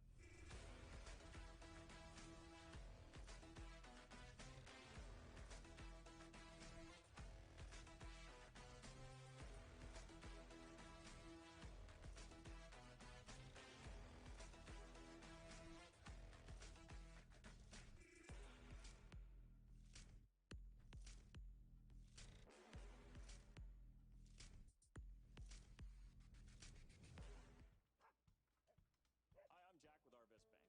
Today's goal? Get Hero to do some of those cool tricks with me. Sit. Paw. On a hoop. Who's a good boy? It's okay. I should let an expert like Sarah help me. And for your financial goals, Arvest is the expert. Our friendly home loan experts can have you sitting pretty in a new home in no time. When it comes to your finances, trust the experts. Trust Arvest. Watch more Sarah and Hero at arvest.com/. At F&B Community Bank, our team's #1 goal is serving our customers. From our low auto rate starting at 2.99% APR. To our free small business checking account, you can score big at FNB. You can even earn cash back when using your FNB debit card. So there's no need to play hardball. Because at FNB, you're the real MVP. MVP. Let our team serve you.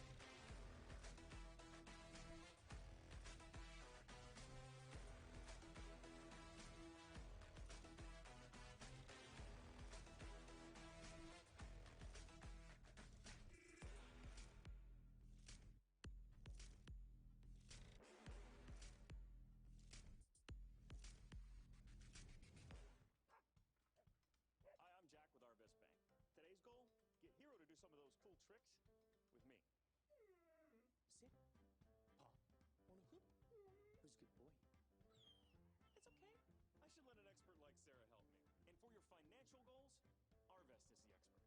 Our friendly home loan experts can have you sitting pretty in a new home in no time. When it comes to your finances, trust the experts. Trust Arvest. Watch more Sarah and Hero at arvest.com/experts. I was introduced to Midwest City about 5 years ago, and I just fell in love with Midwest City because of the people that live here. Traditionally, doctors have been caretakers, and over time that has fell apart. I take time to take care of patients. Patients want to be listened to. And to me, this is more than a job. I'm committed to Midwest City, and I want my patients to know that I've got your back.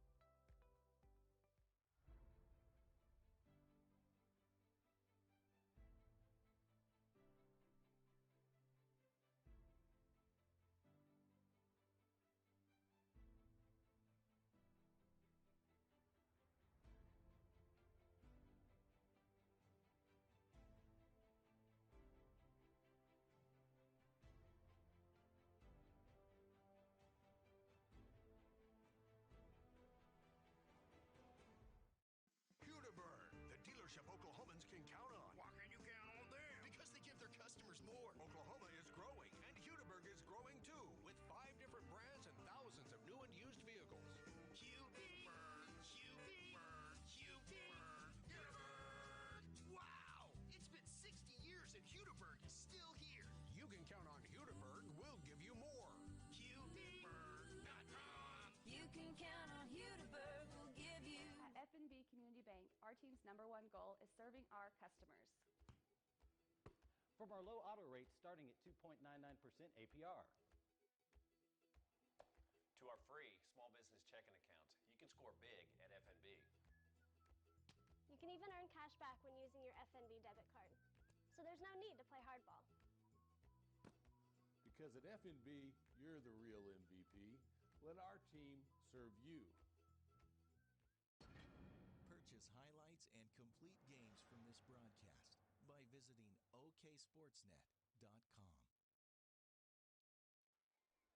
And welcome back to Cameron Stadium. We're up in the press box, and now you kind of see how things look from our perspective. Jordan Ray joined here with Tom Carpenter. You just saw Caleb Kerr get out of the way, our producer. Of course, we kind of put him on the spot by taking that camera shot we did. And so here we are way up in the booth here. We're about to start the second half. Tom, again, Lawton High, or whoever Midwest City's opponent is, scoring a touchdown late in the first half when they also receive the second half kickoff. That's a big sequence there. Right, and that's we question the use of a timeout maybe there. Might have helped, might not have, but we're seeing a pattern. It's like you said, I said you jinxed us, but we start off strong, and they catch up, and we let them catch us in passes. We can't do that tonight. This is a district game, and we've got to have a win here. Well, talk about the positives. Most of the time, we've seen very positive play from the freshman quarterback making his first start and first appearance in a varsity game, D'Angelo Irving Jr. Yeah, Irving's very impressive. I am very impressed with it. I mean, he had some bobbled snaps, and he just picked it up and made the best of it most of the time, usually positive yardage. So let's see if he can keep it up in the second half.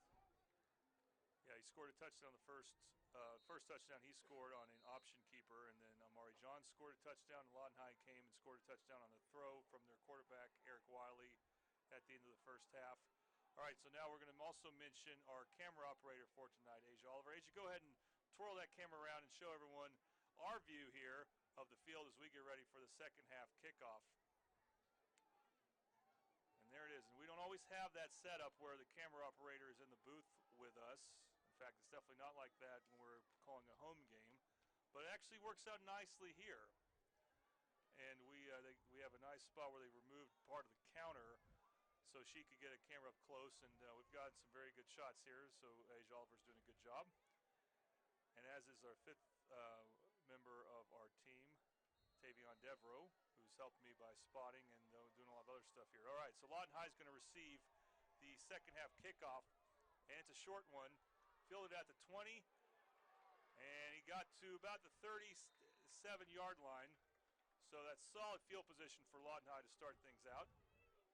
Yeah, we need better coverage on that kickoff. That wasn't a good way to start. So here's a chance for Lawton High to make a drive to tie the game here. They almost got on the board on the drive before their touchdown drive, but when Eric Wiley, their starting quarterback, got hurt, they had lots of trouble handling the snap.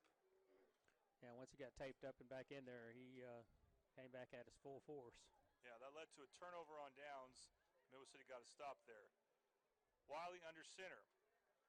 Hands it off to Simpson, the running back. Nice tackle. What a tackle there by Jalen Long Jackson. Boy, is he a good-looking linebacker. He had that read all the way. Great defense. Loss of maybe one. And that's something Lawton High was able to do in the second quarter. They were able to run the ball for the most part. So we'll see if the Bombers are up for the challenge here. As Wiley has gotten most of his snaps by far under center, and he is doing it again. Drops back to pass. Interception. Short throw, and it is picked off. He ran into the tackle. Returning the ball there. Getting inside the 20. That's Shamar Edwards, I believe. Needed to have a little bit better control on that interception. He had three blockers in front of him, and he cut away from them and got tackled. Well, that's the second interception for Midwest City. So the turnover count right now is Lawton High's turned it over twice. Midwest City's turned it over once, and that was on a fumble on an option play by Irving. And he will now have a really great chance to erase that. And Omari John in and running back with him in the backfield. Irving out of the shotgun. Handoff is. Kept it. Oh, he kept it. He fooled me. He gets a first down on the option read. To the left side. No one even touched him, although he didn't have a gap to keep going. So he got the first down. I tell you, and he has been handing it off to Omari John most of the time. And you're just expecting, again, I was expecting it, and the Lawton High defense was expecting it. And he actually got short of the first down, a yard short, so it's about 2nd and 1. Ooh, that was a bad spot. I really thought he was really a lot closer to that flag. Yeah, but I like 2nd and short. This is Omari John with the ball. He gets a first down, and he gets to the 15-yard line. Great running. 8 yards after contact. Actually, better tonight than they've been all year. And you got the safety at a tackle. When you get the other team's safety to tackle you, that's usually means you on a running play you got some positive yardage.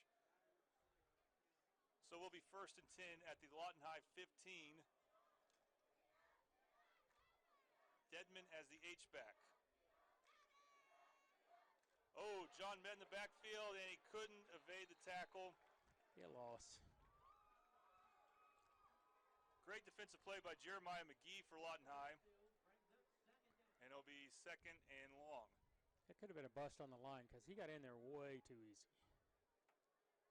He almost met the handoff. You know, we haven't seen much throwing, especially after that first touchdown drive for Midwest City. And they have established the run, of course, so you don't need to throw it too much. But I was expecting to see a little bit more of that, and hasn't happened, but that's okay. We'll see if it happens here. Okay, he's going to roll his left. We will see a throw. And the pass intercepted is picked off by Lawton High. There was a Lawton High player going right at him. In fact, the same guy I mentioned before, number 3 Albert Baker, with the pressure to lead to the interception. The turnover battle is now tied at 2. It's Lawton High football. Well, the good news, we've got them down there deep. The bad news was they've got the ball. They're about right at the 10. Yeah, stand correct. It's Jeremiah McGee, and they're going to have to find something. He twice got the backfield and caused problems, and that led to that interception there. All right, so it is going to be Lawton High football, but they have it deep in their own territory.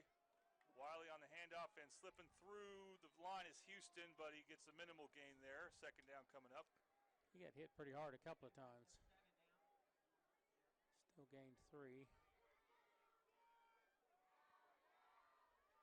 Can't say that the Bombers, it appears they've tightened up on the run defense.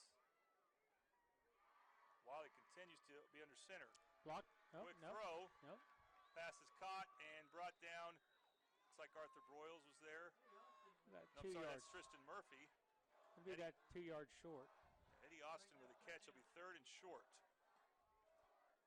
Now, if you can force a fourth down deep in Lawton High's territory, I doubt they would go for it. So let's see if Midwest City can do that. And they have to be careful again for a quarterback keeper. Now Wiley backs up. Good concentration. He tried to get the Bombers to jump. Back to being under center. They're going to hand it off and get a. He's short. Close. Nope, not quite. Good pursuit there by the Bombers. Arthur Broyles was there. Yeah, it's not going to be a first down if it's at the 20. Nope, they waved it. Well, generous spot there. They said at the 20. That's not where the first down marker was, I didn't think. But they are going to get a fresh set of downs.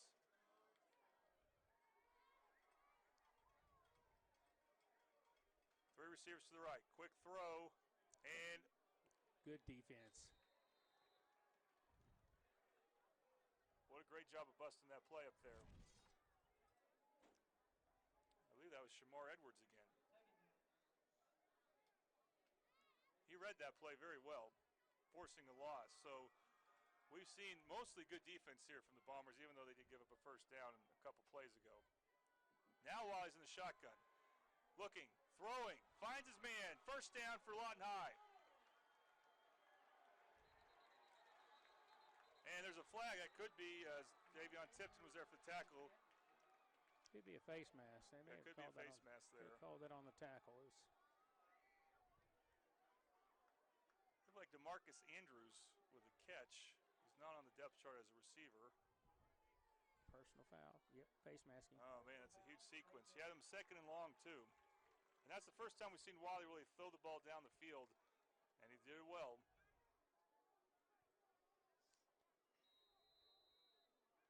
He was pressured, so at least the defense is getting back there to him, but he made a good pass.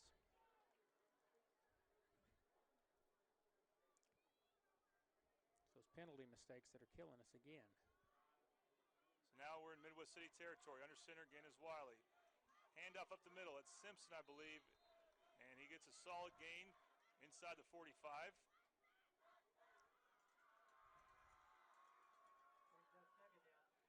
Sportsmanship by Lawton High, helping up with Jalen Long Jackson, who I believe was in on the tackle.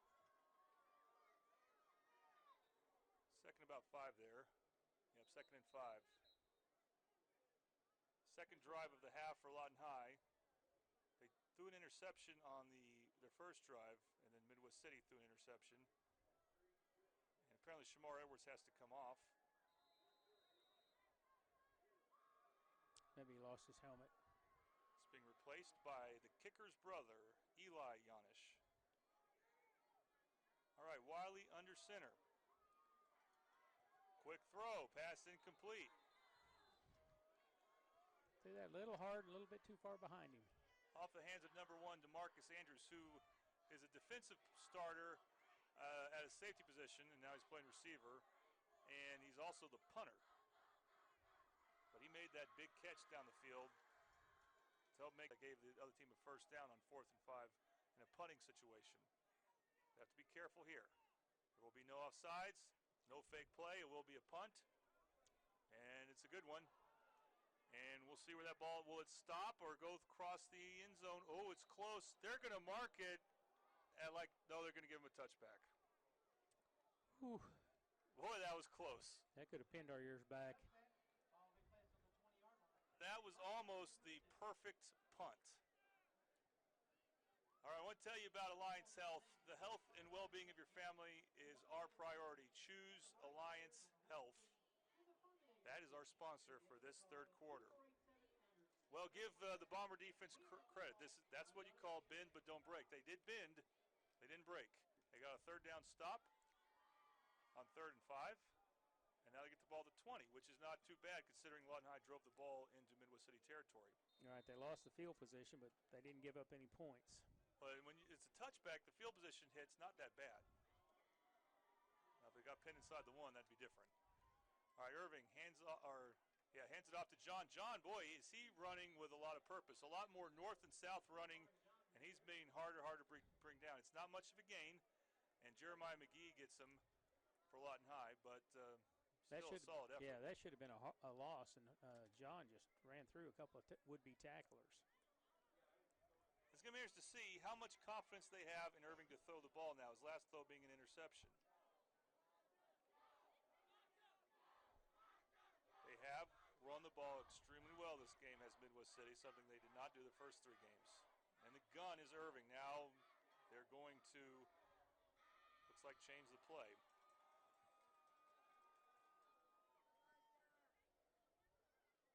He's going to draw back to pass. He's going to roll to his right. He has space. Throw it away. And there's a flag, usually in the area of offensive holding. Though in the backfield is the flag by the head ref. I don't know who Irving was looking for downfield. Well, probably Brian Wilson Jr., but he didn't have anyone. He kept it. Now, if it's in the secondary, it's usually defensive holding in that situation. Yeah, it's against Midwest City. And, you know, we don't keep track of stats very much, but I would think that if you keep track of penalties, Midwest City's had more. I believe so. And that's always tough when the quarterback rolls like that. It's hard to hold your block, literally hold your block. Now they pointed to the defense, and then they said it was declined. Yeah, they declined it. Well, why would you decline it if it's on the defense? Give them why you no, keep the it was play. on the offense. It just they're going to do.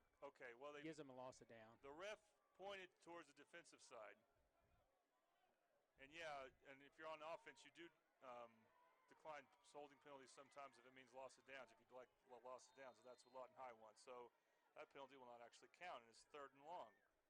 Very understandable to decline that. Going from the pocket and launching one downfield. First down. And it's caught for a Midwest City first down. What a big-time throw.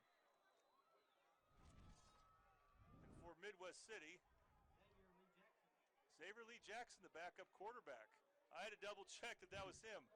And Coach Hall did tell me he would play some receiver, but he hadn't gotten in much in the first half. He makes a big play there. Yeah, he was open, and it was a great pass from our freshman. Ball we marked at the 39-yard line of Midwest City. Yeah, will make Lawton High rethink declining those penalties. Midwest City now in the gun. Handoff is to John, and John escapes again. Oh, that guy's he couldn't still get very far. Gets about a yard as Albert Baker stops him.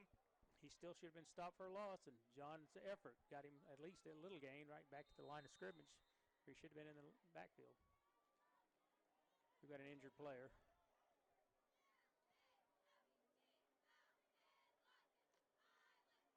Bomber player is getting stretched right now by the right guard, Bobby Taylor. All right, we'll take a quick break. You're watching Midwest City Football on the Oklahoma Sports Network. At F&B Community Bank, our team's #1 goal is serving our customers. From our low auto rates starting at 2.99% APR. To our free small business checking account, you can score big at F&B. You can even earn cash back when using your FNB debit card.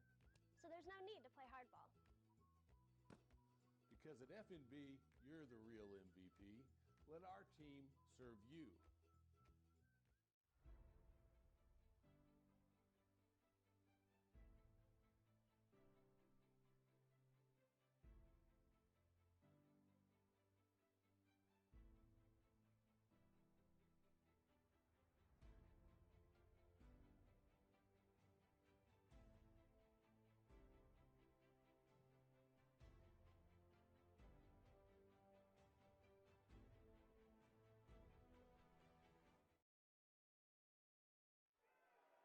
And we come back, it's 3rd down. Oh, Irving Jr. gets crunched for a loss on an option play.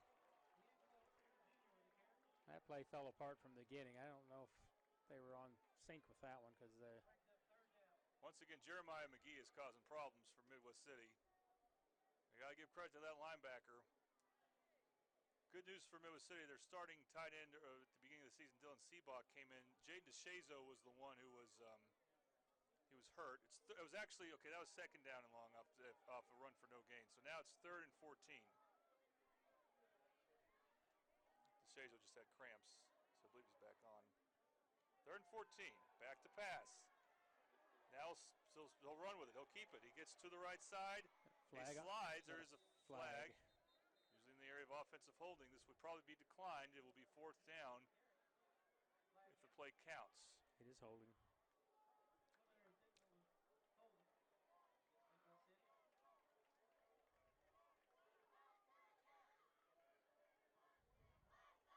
So see if they decline this.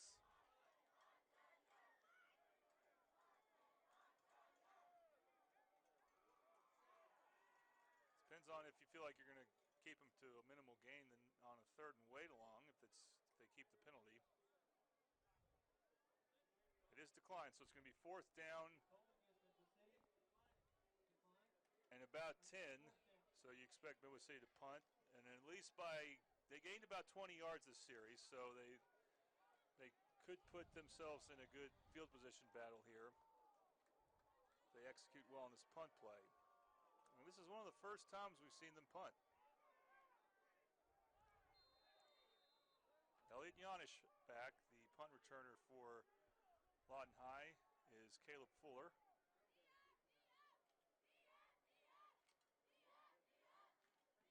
And it looks like a good one by Elliot Yanish. Dropping Fuller back. Oh, he bobbles it. It's muff. You can't return a muff, but it is Midwest City football. That was great concentration. That guy bobbled that ball, and the Bomber took it away from him. Who is that over there? Davion Tipton, the senior cornerback, and of course, he can run, and he ran there. And the Lawton coach is going to discuss that. He's going to say he didn't have enough room. I do believe he signaled for a fair catch. But he bobbled it. But he didn't, right. So I don't think that the player, the Midwest City player that Tipton, was close enough to violate that rule. He got there, obviously, after it was bobbled. And, of course, I don't know if that's something that you could review. There's some penalties you can review now at the NFL level, but obviously you don't review anything in high school, so I don't see this changing. What a big break. And I tell you, I would say that's an unforced turnover. And so that's a couple of breaks that Midwest City's really had their way. The other was when Wiley, the quarterback, got hurt, and they couldn't finish a drive. They got a turnover on downs. If they'd thrown a flag on that might have been a different story. But apparently none of the other officials saw it as anything but what we saw, as he bobbled the catch. Once he bobbles that catch, it's anybody's ball. All right, so Dylan Seabach is now in the game at tight end. This is not because, well, I say it's not because of an injury. I don't know what the health of Jaden DeShazo is. Hopefully he's okay, but this is something to watch because he was a big part of the team, both on offense and defense, before he got hurt. And he was not on the too deep chart, but the coaches did say that they were hoping he could play. And he's about 6'4", so he's a good target downfield if they decide to go that route. All right, here's Irvin in the pistol, low snap. Hand off to Amari John, and John gets to that next level. He gets to the 15 before he's brought back. Looked like Jeremiah McGee again, but still a positive run there. And the good news for Midwest City is that not much has happened this third quarter at all, so the score stayed the same, and it's 14-7 Midwest City. Very different story than when these two teams played last year, which was also on a Thursday night because of weather. And, Tom, you were there. And that was a game of a whole bunch of touchdowns. A lot of offense. I think the score was something like 51-46. If I'm wrong, I'm sorry, it's not in that. It's in that ballpark. We did a lot of research before this, but we forgot to do that part. All right, this time John will be tackled in the backfield. I'd have gone to the well one time too many with that play. Yeah, he didn't fall down, but his forward progress got stopped pretty quickly. And now it's going to be 3rd down. And will be interesting if they don't convert. We haven't seen Elliot Yanish make a field goal yet. He's only attempted one that was blocked. But I'm getting a little bit ahead of myself. It is 3rd and 6, so a very manageable 3rd down. Miles for Midwest City lined up at the bottom of your screen. Let's see if we can get the football to him. Yep. And up is to John, and John breaks free, and he's going to be close. He lunges forward. What effort by Amari John. he is going to be really close to first down. I think he's going to be a little short. But now that's the type of thing that will make you think about going for it. First down's about the 9, and he got to the 11. Great continuous effort there. And they will go for it. They're going to call it 4th and 4. Let's see if they get him to jump off sides. Yeah, they're trying. Interesting that the snap works out because this is the first time we've seen Urban under center. And that can get tricky if you're not used to it. Well, now we see a bunch of movement, so it just depends on who moved first. Look like Midwest City.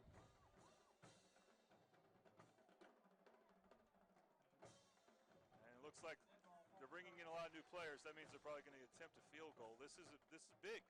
I mean, it's late in the third. You don't think too much in terms of, like, oh, there's only so many drives left. But this quarter's gone by rather quickly.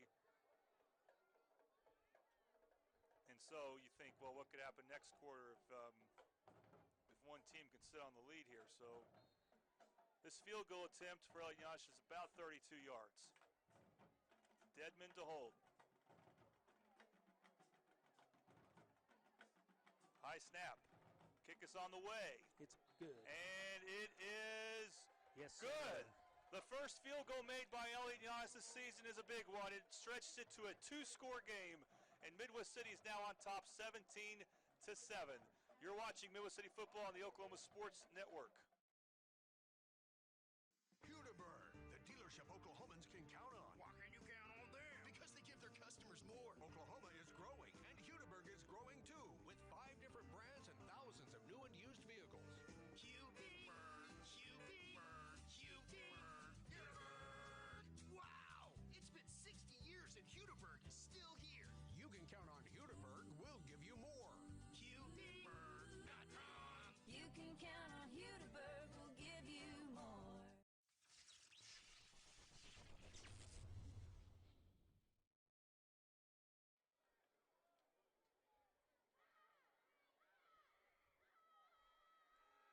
It's Midwest City football right here on the Oklahoma Sports Network. Bombers lead 17-7. And Tom, what a big field goal that was. Oh, 5 plays. Yep. 18 yards. It was 18 yards, wasn't that far, but he made a 32-yard field goal. Giannis just put her through. The muffed punt, and that looms large. Those 3 points could be very significant.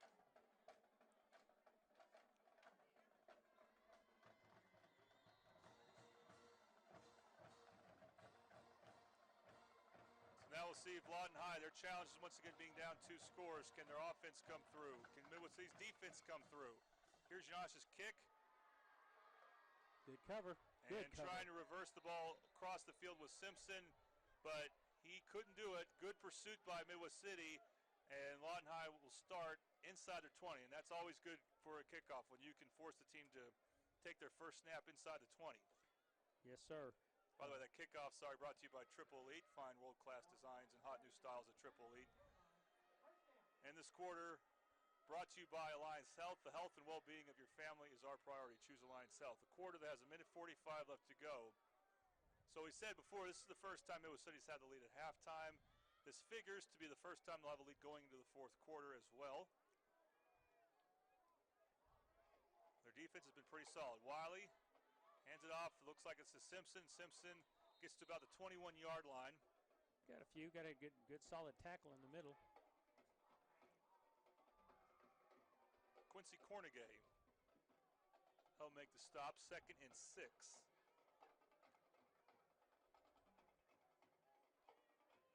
Two receivers now on the left side for Wiley. Under center. Quick throw. Finds his man. And he'll go nowhere. Tristan Murphy, the safety who got interception earlier with the stop. That was a pass to Christian Houston, I think, who came in as a receiver. One name I haven't called much is Chateau Reed. Maybe they shadowed Chateau pretty well. Mikhail Smith is on now. He's going to Baylor next year to play football. They have not really tried to get him involved.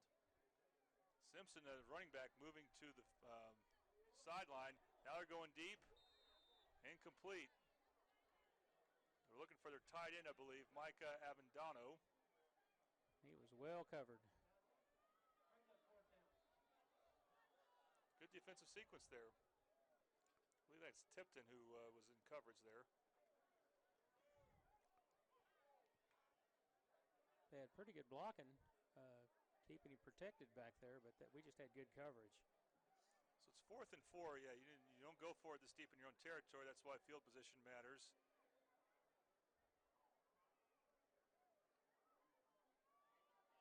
Oh, punt, not very long punt there by DeMarcus Andrews, and it'll be good field position for Midwest City. They will field it.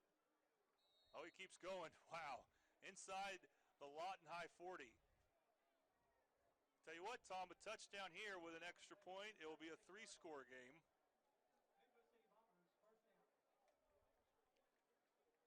Yes, sir. We're hoping we can keep the pressure on right here. This could be the most important series of the game for us. Well, right now they are in complete control, are the Bombers. They have a 10-point lead. They have the ball. They have it at the Lawton High 36. Lots of things to like there. Yeah. And it's a matter of taking care of the ball. Now the quarterback, D'Angelo Irving, his first start, his first varsity play. He has turned the ball over twice. It's important to take care of the ball here. Oh, miscommunication. He rolls to his left. Oh, ball's on the ground. It's picked up by Lawton High. Dedman will tackle him. And what? You would call it a jinx, I suppose. What's so frustrating there is he handed the ball off and no one was there for the handoff. Definite miscommunication, and, well, there was a Lawton guy there for it. That was the problem. And if it looked like he had, maybe it was a run-pass option, I suppose, so that's why he would try to throw it. And right as he tried to throw it, he got popped. And when that happens right when you throw it, you're probably not going to be able to protect the ball as well. So the turnovers are at 3 apiece now. Just testing Midwest City's character on defense. Deep handoff. Deep handoff, trying to bring him down, and they do bring him down for a minimal gain.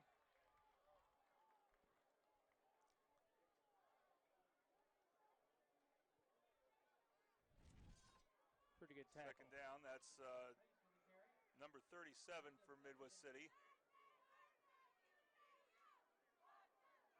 Andre Hunter. And again, not going very far is Lawton High. Another good stop.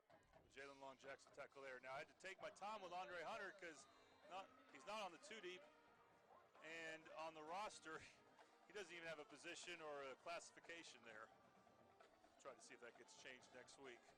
All right, we head to the 4th quarter. It's still Midwest City in charge, up by 10 points, 17-7. You're watching Bomber football on the Oklahoma Sports Network. For 60 years, Hudeberg Auto Group has serviced all makes and models. Hudeberg has combined hundreds of years of experience to better serve you. Hudeberg Auto Group uses the latest in technology and utmost customer care to get your vehicle back on the road safely and cost efficiently.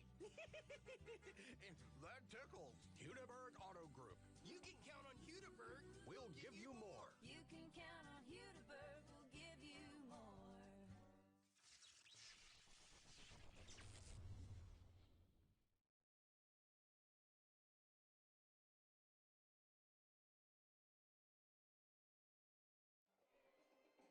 It is 4th quarter time here in Lawton as this game between Midwest City and Lawton High has been exciting. It's been a turnover-filled game and some big plays as well, not even dealing with the turnovers.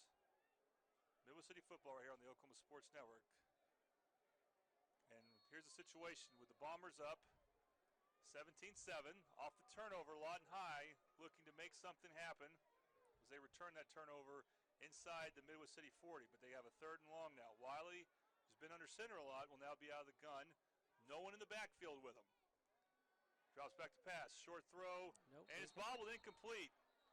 So now it's going to be 4th down. Now, I would expect Lawton High to go for it in this part of the field.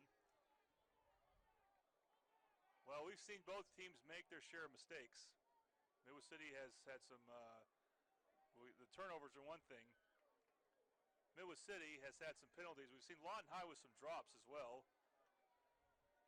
And now this is huge. This is 4th down. That last turnover for Midwest City will not mean much if they can get a stop here.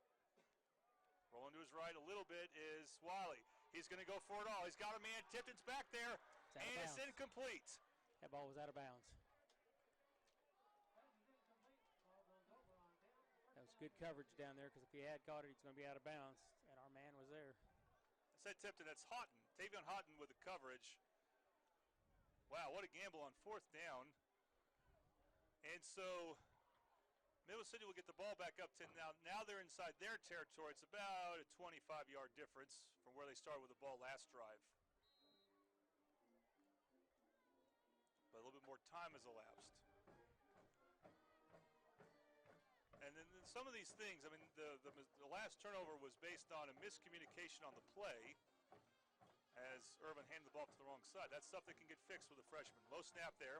Hand off to John. John straightforward running. I tell you, his north-south running has been excellent this game. And he gets a gain of about 5. What you'd like to see on 1st down. There's 2 Lawton players got up off the ground that had a hold of him. He was dragging one of them behind him. Albert Baker, his name I called a lot, has been all over the place. He makes the tackle there. 6-yard gain officially. It's now 2nd and 4.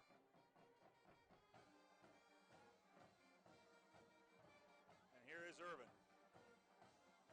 And this time the handoff to John. He goes backwards, about where the original line of scrimmage was this series. That was Kamarian Smiley with the handoff, the backup running back. He had no chance. Doesn't matter who was in the game. He wasn't going to get anywhere. Lost 4 yards on the play there. I mean, you already think probably about running the clock somewhat. He's still going to probably pass this one though. Right, but you can wind the clock down before you snap this here. 3rd and 8. Rolling to his right is Irvin. Looking. There's a flag on Midwest City. And pass is incomplete, so they may decline it, but I think they called a push in the back on Edmond, I believe. Well, they declined it. Yeah. Whenever the last few times we've seen Irving roll out, there's been a penalty. So, and this is something that they didn't do much of with the other quarterbacks, rolling out to right or left that very often. So, the offensive line may not be that used to sustaining their blocks. But if they decline it like we expect, the pass was incomplete, it would be 4th and 8. And no question you would punt here and try to make Lawton High go the length of the field. They're going to bring their returner, Devin Simpson. Who's normally a cornerback. They'll be back here now. Elliot Yosh has been a very reliable punter. We've seen him with some awesome punts this year. And when you're protecting a lead, it feels like the punting is that much more important.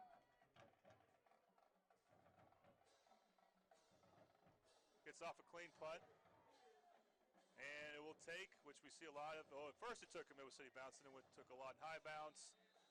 And it'll be about the 28-yard line of of Lawton High. That's where they take over. We got a player down right now. I don't believe there's any contact with him. Maybe another cramp. It was pretty humid when we started this game. Yeah, we're going to keep it here because last time we went to a break, they got the next game, the playoff pretty quickly, although this may not be so quick here. But there's trainer Jason coming out. And I think you're right. It's a pretty hot day considering. That's Jacoby Johnson. Or no, I'm sorry. That's number 46 for Midwest City with Jalen Long Jackson.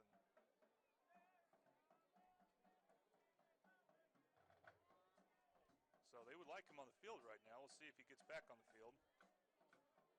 It's one of their linebackers that makes plays. See if the defense steps up again. just been informed the injured player is Quali Sampledon, who was hurt much of the season. All right, Wiley going back to pass, and it's picked off. That's Mikhail Smith with a second interception of the season. And Smith with the return. He gets inside the 40, inside the 30. Gets inside the 25-yard line. There is no flag. There was contact, so I'm sure Lawton High thinks there should have been. And that's the fourth turnover on the Wolverines. The Lawton player initiated that contact. I mean, he was all over our defender.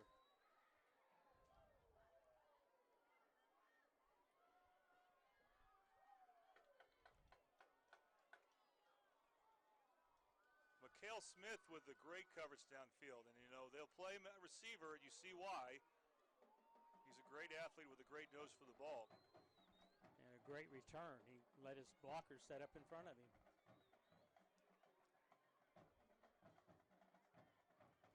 Now, I'll say this. The Lawton High defense has tightened up since Midwest's gone up 14-0. We have not seen as much throwing downfield from Irvin. Hands it off there. John slips through the first tackle. Is still on his feet.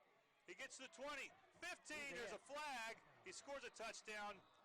9 times out of 10, that flag's on the offense. Not going to be a good play, but it may be a spot foul. It still may be a first down. We'll see.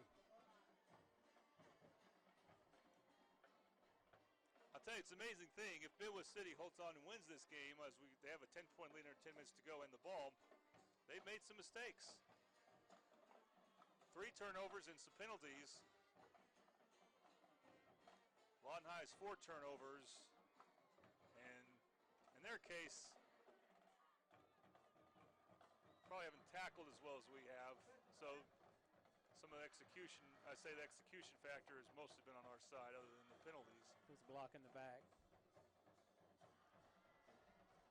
Yeah, and by the way, most of the penalties have been on the offense. I think the defense has been really good. Irving looks like he's going to be under center, which is not something we see from Middle City quarterbacks, and now we're going to have a stoppage. Maybe a conference with the refs as far as where the ball's supposed to be spot, but it's not a long conference. Yeah, it was a spot foul, so that's correct. It's going to be first and like 4. It's very rare you see a first and 4, but that's what it is. So that's a good down. It's a good situation for the Bombers. Hands off to, I believe, to Smiley, and he gets... I believe he lost his own ball, but he got it back. Yeah, he gets punished in the backfield there.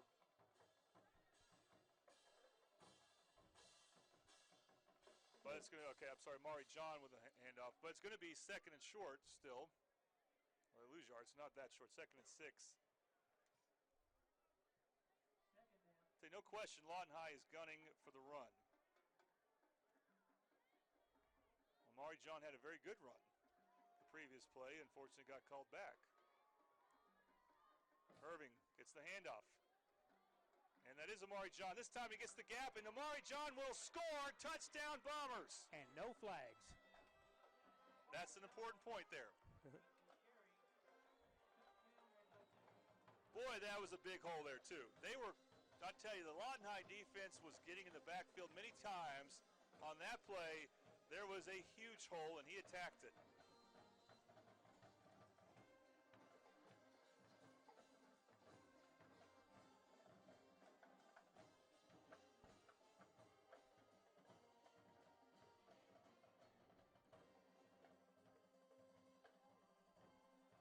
Here's the extra point for Giannis. Oh, it's a bad snap. Dedman needs to fall on it. He does, although I don't think he can return it, so for 2. But so it's still going to be a 2-score game, but a tough 2-score game. Lawton High will have to score 2 touchdowns with 2 2-point conversions. That's a tall order. And we'll take a break. It's Midwest City 23, Lawton High 7. You're watching Midwest City Bomber football on the Oklahoma Sports Network. Hi, I'm Jack with Arvest Bank. Today's goal? Create a cake masterpiece.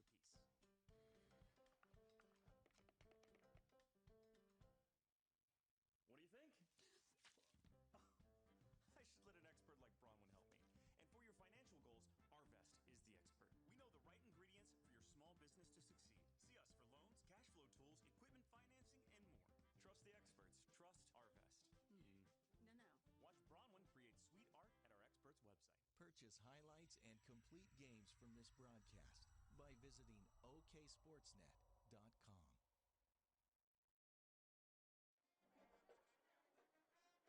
9:12 left to go in the fourth quarter. Midwest City leads Lawton High 23-7. How about that drive, Tom?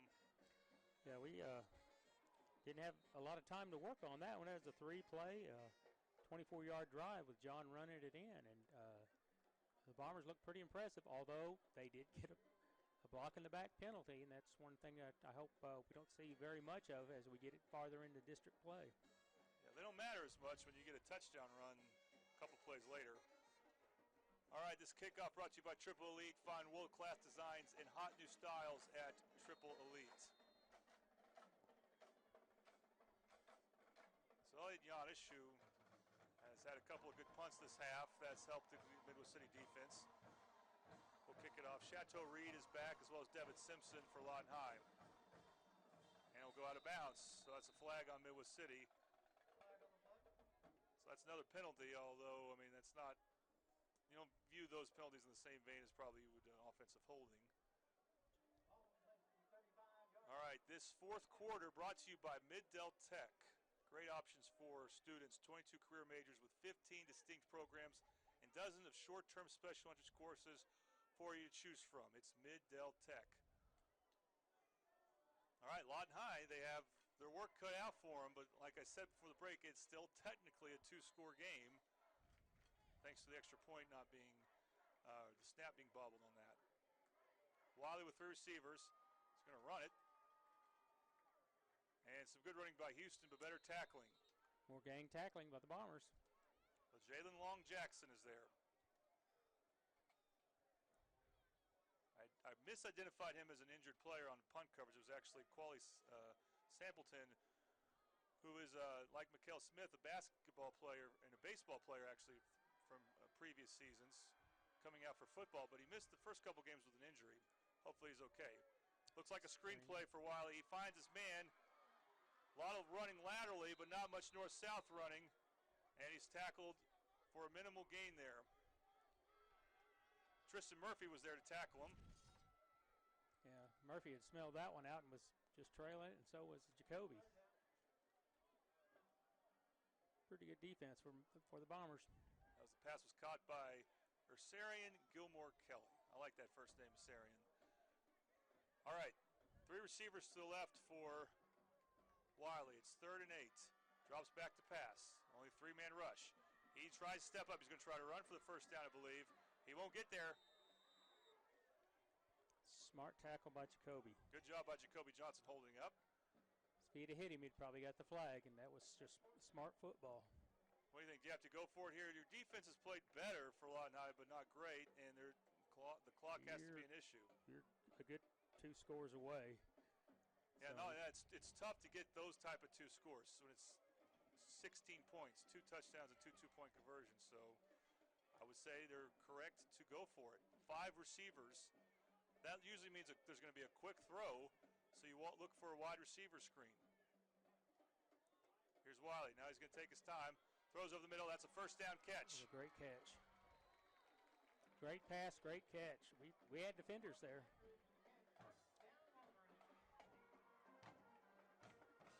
DeMarcus Andrews with a catch up the middle.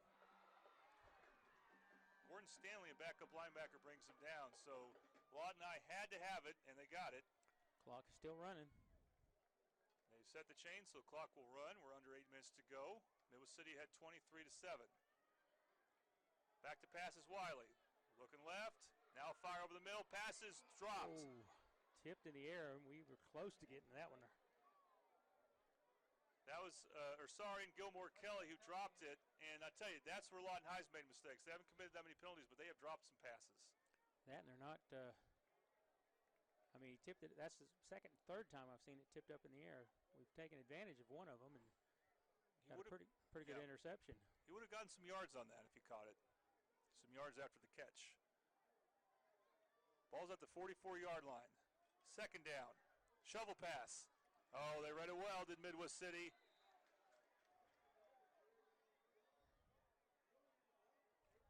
Big man in the middle.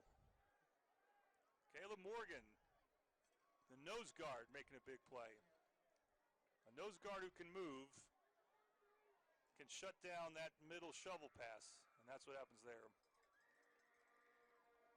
Interesting. Also, I mention his name a lot because we want to watch how he does with his injury, but Dylan Seabach is now in the game at defensive end.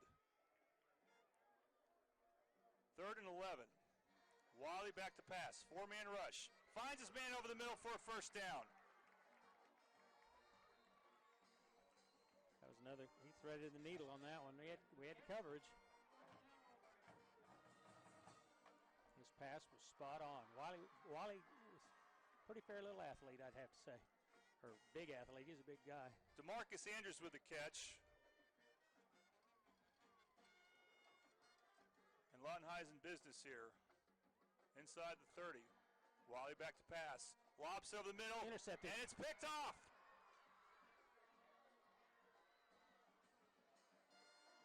He's still on his feet. He's still moving. I believe that's Mikhail Smith with another interception.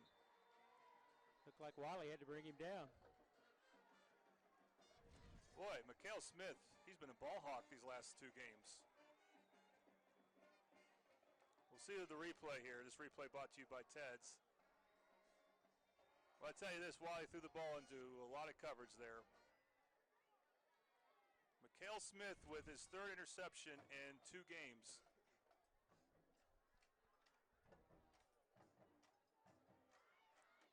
Well, that, I won't say it clinched it, but all you really want from Midwest City here is just take care of the ball. Probably get at least 2 plays where you can run the clock.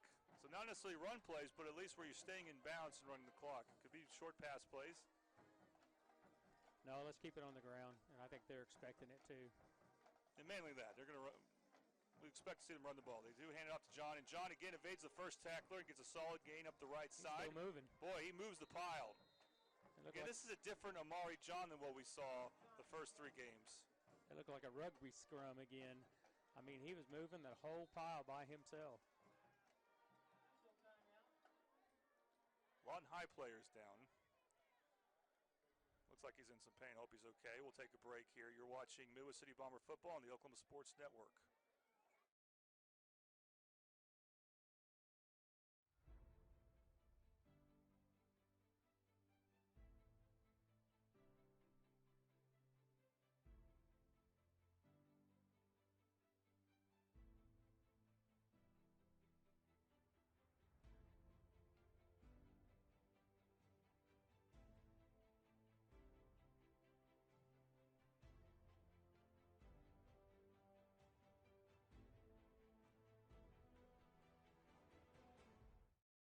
Mid-Dell Vision Source has been a leading eye care provider in this area for more than 50 years.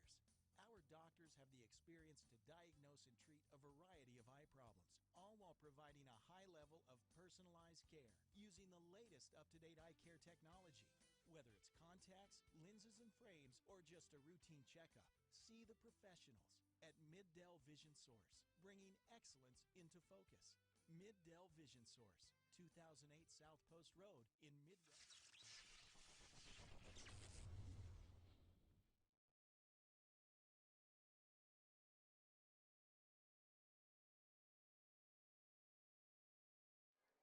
Back here with Midwest City Bomber football on the Oklahoma Sports Network. Good news for Lawton High. Their injured player, Albert Baker, is able to walk off on his own strength.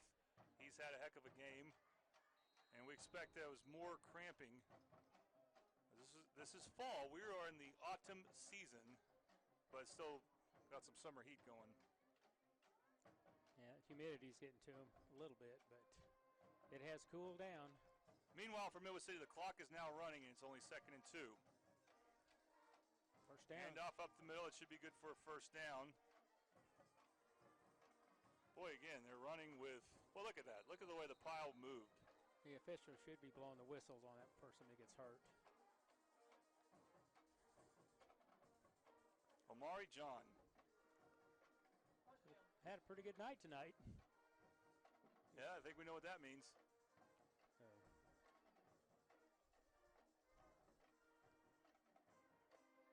We'll see if they can keep the chains going. They do there. The clock is now running under 5:20 left to go. Midwest City in complete control of 23-7 with the ball. They're now inside the 40.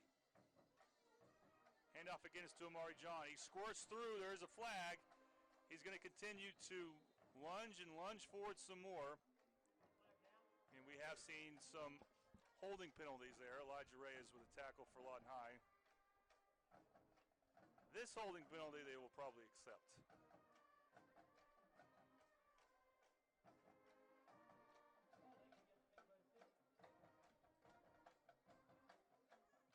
Well, we don't keep track of penalties, but we'd have to say at this point there is a massive penalty lead for the Bombers.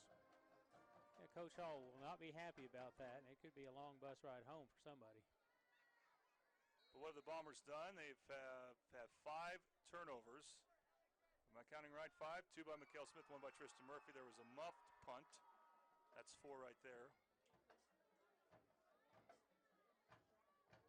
I thought there was one more, but I may be wrong. Could be. There's so many. Too many. Handoff there. And getting to the 50-yard line. Or DeMarcus Sanders brings it down. Looked like Anthony Bonner. Yes, Anthony Bonner, so that's the third running back in there. Clock is running. That's the big thing. Even though it's a long distance to go, so we're now at 2nd and 22. Still have the ball near midfield, so you can run some clock. If you have to punt, you can punt them deep. Right, and the field position has been basically on Midwest City's side. They have controlled much of it. Does look like Bonner in the game. Gets the handoff. He's hit immediately. That play had no chance. And it's going to be 3rd and long, but the clock keeps running. He had 4 players to greet him in the backfield. Jeremiah McGee was one of them. The linebackers for Lawton High, McGee and Baker, have been really good this game.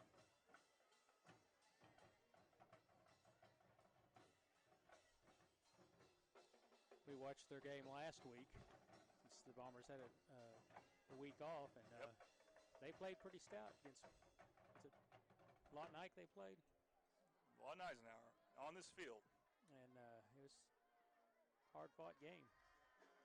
3rd down, hand it off again. Oh, this time Bonner breaks free. Can he make a man miss? No, but he will get to about the 35-yard line. Almost, if under different circumstances, you would definitely consider going for it in this situation. Doubt you kick a field goal. It's a pretty long one. Yeah, we don't want to make a mistake of giving them any points, so I'm sure if they're going to do anything, they're just going to go for it here, have a run and play, and we're under 3 minutes, so we're going to let's see what our defense can do if we can't get it here. Clock is running under 3 minutes to go. Again, it's still a 2-possession game, but it feels like the game is over the way that this drive's been going. Oh, some miscommunication on the handoff. Bonner will be tackled in the backfield, and Lawton High will take over. There's Jeremiah McGee again. Yep, McGee got in there, and he was almost ready for the handoff. Good athlete. Okay, so that's going to stop the clock. And Lawton High, it's basically touchdown or bust for them. Touchdown and 2 points or bust. No timeouts have been called yet this half.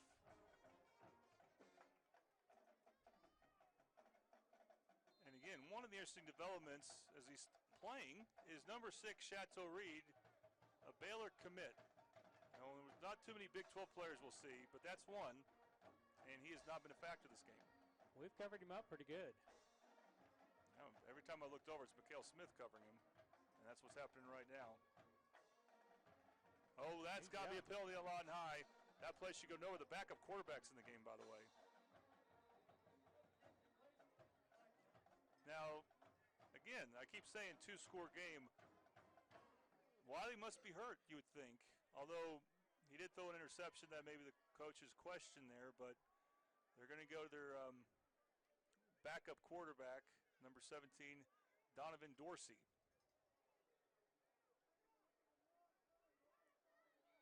And it's not all his fault, but when he was in the first half, the team was just different, and you saw it there with that penalty. And I don't think that may not have anything to do with Dorsey. I don't know. But that was an uncharacteristic mistake. The receiver left early. Yeah, they called an illegal shift on that, and that was pretty much what it was because he took off. And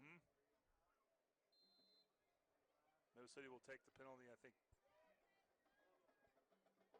they may not have had a choice. I don't know if it was a dead ball, but they didn't think it was. 1st and 15. Dorsey back to pass. He has some time. Now he'll get crunched. Probably should have got rid of it sooner. That's Dylan Seabach, it looks like, making his return. Pretty solid hit on that quarterback, Seabach. Good job. So Seabach's only a sophomore, and you get excited when sophomores, and in this case a freshman quarterback, makes plays. Shamar Edwards, also from Minnesota. I believe he's a junior, but bright future with some of these players. Throw over the middle by Dorsey is caught. Great catch, but it didn't get him all the way back they needed. Gilmore Kelly with it. That's going to at least make a 4th down attempt more manageable. But the clock's going to keep running because it caught over the middle of the field. So, actually, that was 2nd down. So it's 3rd and 10. And nice throw there as he catches it for a 1st down. That's Simpson, the older Simpson, with a catch, and a Midwest City player got his bell rung there. Yeah, I think that's maybe Tristan Murphy, who's had a good game. That's a great pass. The receiver was not even looking when he received the ball. I got to give credit to Draylon Simpson for making that catch, and a heck of a throw by Dorsey.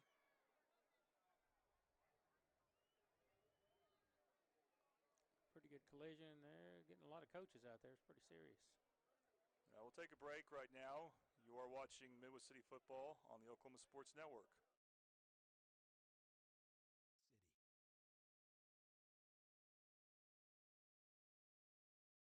Mid-Dell Vision Source has been a leading eye care provider in this area for more than 50 years. Our doctors have the experience to diagnose and treat a variety of eye problems, all while providing a high level of personalized care using the latest up-to-date eye care technology. Whether it's contacts, lenses and frames, or just a routine checkup, see the professionals at Mid-Dell Vision Source, bringing excellence into focus. Mid-Dell Vision Source, 2008 South Post Road in Midwest City. All right, here we are. This is 4th down. Dorsey goes forward. Another interception almost for Mikhail Smith. That was 4th down. The pass before where the player, Tristan Murphy, got hurt, that was called incomplete. We thought it was complete there. And that's not the case. And so they went for it on 4th and 10, and off a bad snap, Dorsey got the throw off, and it was incomplete. Midwest City football. Thankfully, Tristan Murphy got off on his own. He was able to walk off on his own. Murphy with the interception.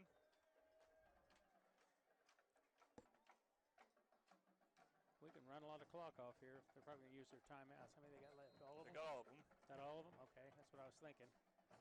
Remember, I'm calling any. It's not a bad time, Tom, to talk about, a lot of T's there, player of the game candidates, and there's 2 I'm thinking of. Well, they're going to take a knee right now. We'll see if Lawton High says no, we want to keep playing, and calls timeouts.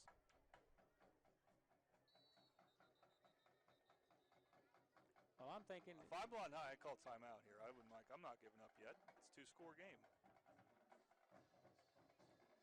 I believe they did call timeout. Yeah, they did. Well, you're still making them burn timeouts by taking a knee. It's just an interesting way of making them burn timeouts. But anyway, what are you going to say about player of the game? Oh, could we have co-players of the game? Because we've had 2 studs out there tonight. Okay, and the thing is about that is we have a rule within the Oklahoma Sports Network to only give it to one person throughout the season. I understand. So. All right, but who are the 2 that I'm thinking of here? I'm thinking Omari John to start off with. That's one. And let's see, who has, 2 interceptions tonight? That would be Mikhail Smith. That's the 2 players I'm thinking of. So,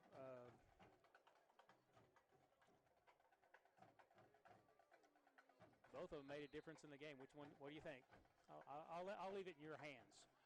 Well, now Midwest City is not going to take any on this play here. Instead, it's a handoff up the middle. There's Omari John right there, trying to make a case for player of the game as he gets a 1st down. And now Midwest City I think will come pretty close to running out the clock. That pretty well puts the nail in it right there. Lawton High will use their last time out. So Midwest City has 3 downs to run a play. Lawton High can only stop it once. That should be the game. And with that game-clinching run, I'm going to say Omari John. I'm going to agree with you. And Mikhail Smith, if his family's watching, I hope they are. If he watches this game later, as it is recorded, it's on our website at the Oklahoma Sports Network. Try to get it again. Well, I think He'll come close. He's a playmaker. He's getting better and better every game. He's able to read that quarterback and figuring out their defenses and their offense, and he's getting the right defense in when his coverage. So, like I said, it was kind of a tough decision. Yes. Now, again, we don't keep track of stats, but I'm confident Omari John has gotten over 100 yards rushing. Yep. And the other reason is just the way he ran the ball with continuous effort. It was so important. 2 or 3 guys to drag him down. He's going to get another handoff here. This time he gets tackled in the backfield by Micah Avendano. And Lawton High will use their last timeout. Now, at this point, with 1:14 left to go, should be able to run the clock in 2 plays, I believe, the way they're doing the math.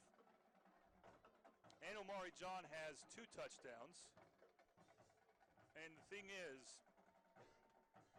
and running the ball has been so important for Midwest City, and because it's something that Coach Hall has stressed in our interviews. We need to run the ball. We need to run the ball. And they did tonight. And it's a big help for their freshman quarterback to have a running back who can do that for you.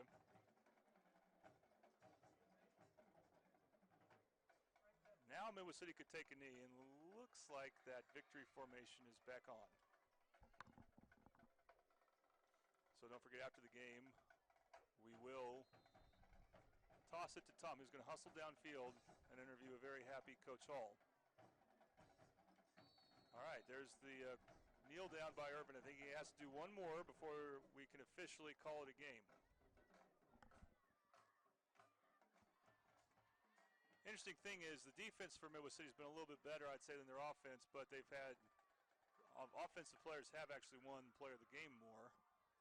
Andre Miles got it. I believe Brian Wilson Jr. got it in the first game. He made a defensive play against Bentonville, and then Andre Miles against Carl Albert.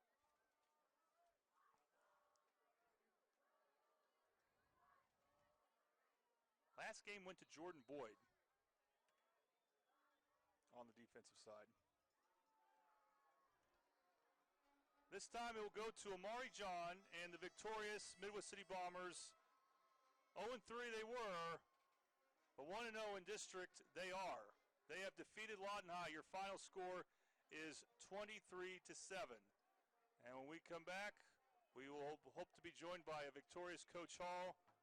As his Midwest City Bombers start out district play in good fashion, winning 23-7. You're watching Midwest City Bomber football on the Oklahoma Sports Network.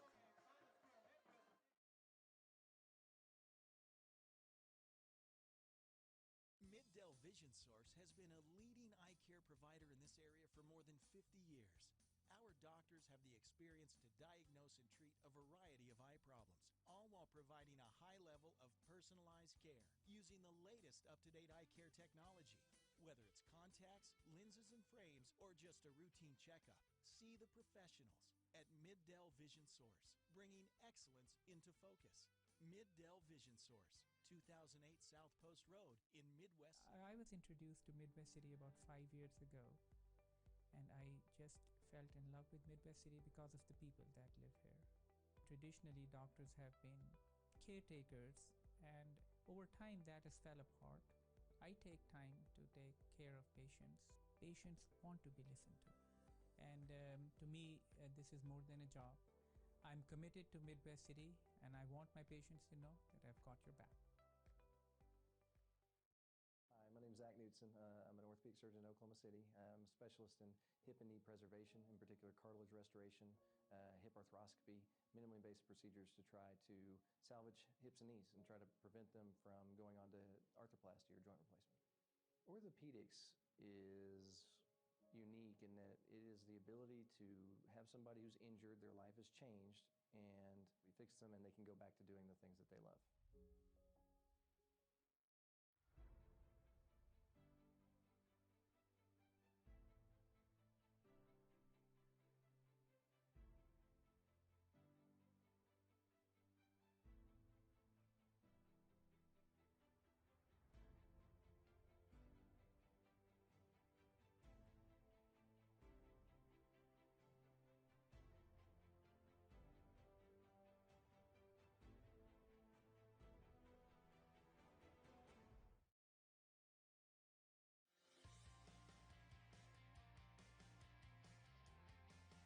I'm starting.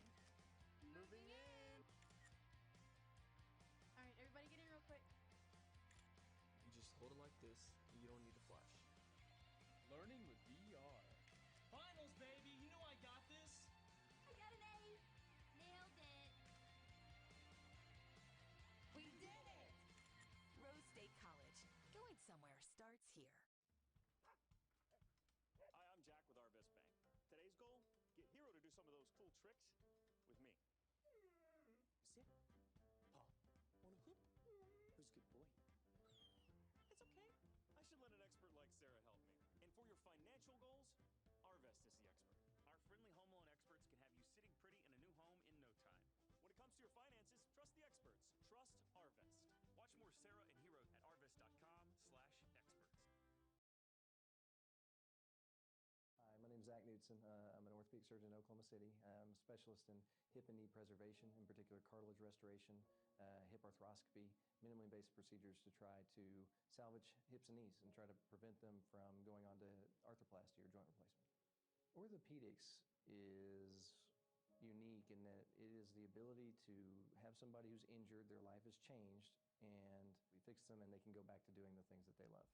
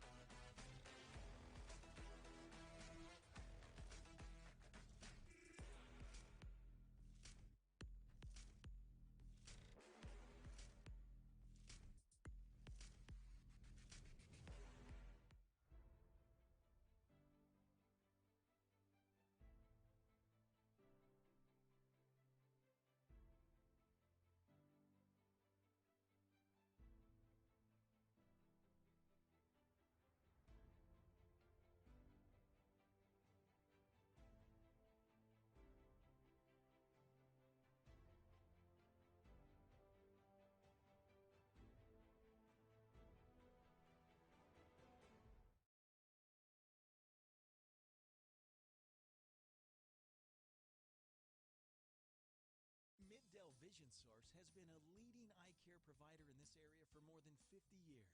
Our doctors have the experience to diagnose and treat a variety of eye problems, all while providing a high level of personalized care using the latest up-to-date eye care technology.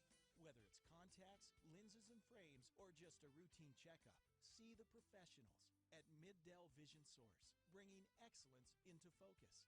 Mid-Dell Vision Source, 2008 South Post Road in And we're back at the Oklahoma Sports Network with Midwest City having defeated Lawton High 23-7. Let's go ahead and toss it to Tom Carpenter with the victorious coach Darrell Hall. Instead of sideways. All right, Coach Hall. We got us a big W. We're 1-0. 1-0 in district, just where we need to be. This is the funnest time I've spoken to you all year. Well, it's the best smile I've seen. Oh, my God. You're always happy to see me, I know. Always happy to see you. But I think we had some guys play some football tonight. They played team ball tonight. We got after the ball. We seen guys chasing the ball when it was away from them, getting after it, and we had two turnovers. And we had three ourselves, which we got to work on. But that's just going to be the young man. We're going to take our medicine. But boy, I'm sure glad to have him back there. Well, Irving, I talked to Coach Richardson. It's like he said, first freshman in the history of Midwest City, but he didn't act like a freshman. He acted like he was a mature player out there, and he made some good decisions. We thought we're all in agreement upstairs that he made some pretty good decisions. Maybe a fumbled snap, but he picked it up, read the defense, made some yards. Well, he led the offense, and those guys, we're out there to protect him. You know, I tell him he's a young guy. You got to protect him. You got to do your job. And we had a chance to go run the ball, let our linemen go get after somebody, and that was a positive. And then defense played lights out. You know, 4 turnovers? I think McHale had 2 interceptions. You know, so, you know, they played lights out defense like they're capable of playing, and it's gotten better every week defensively. Now offense needs to catch up, and boy, we're ready. Omari John, he drug some players down the field. I was so impressed with that he was our player of the game. Well, he should have been. He's the guy, like I said, I mean, I talked to him about, you got all the ability in the world, just do it. He's one of the strongest kids in the weight room, pound for pound, and he showed it, and he's one of the fastest. So he ran really tough and gave us a chance to be aggressive. Absolutely. We're so proud of the Bombers. I heard your coaches up there. They were excited in the booth. I know Jordan and I are both excited because we know it's been tough on these guys. Yeah. They've played 3 pretty good teams and lost to them, and they came down here and played a pretty tough Lawton team. Yeah, you don't usually come into Lawton and get very many victories are going to go on, and they were 3-0, ranked number 4 in the state, if I'm not mistaken. So the big thing is that we're 1-0 in district, and you know, like we told them, by Saturday there'll be 4 teams 1-0, and there'll be 4 teams 0-1, and we want to be on the upside of that. You know, now does it get any easier? No, we got Stillwater next week. So, you know, we're going to take it piece by piece. But like I said, the kids never quit on me. They kept working. We had a great week last week. We had a great week this week. And they understand they don't know how great they can be. And that's our job as coaches to push them and let them know, like, I see it. You got to see it. You got to play like that. And it was a great game tonight. Played with a lot of heart. One downside, we still had a lot of penalties. Yeah. We have to work on that. Yeah, well, I think some of them are inopportune at times. I mean, I think that the pushing the back was really weak on the touchdown. I mean, he blocked the kid, and the kid went running that way, and he turned his back on me. I mean, I don't think that's a call, but I'm not going to get him out. I'll take those penalties as long as I get the W. There you go. But I'm going to work on them. All right, thanks a lot, Coach. Congratulations. Safe trip back home. Same to y'all. Back to you, Jordan.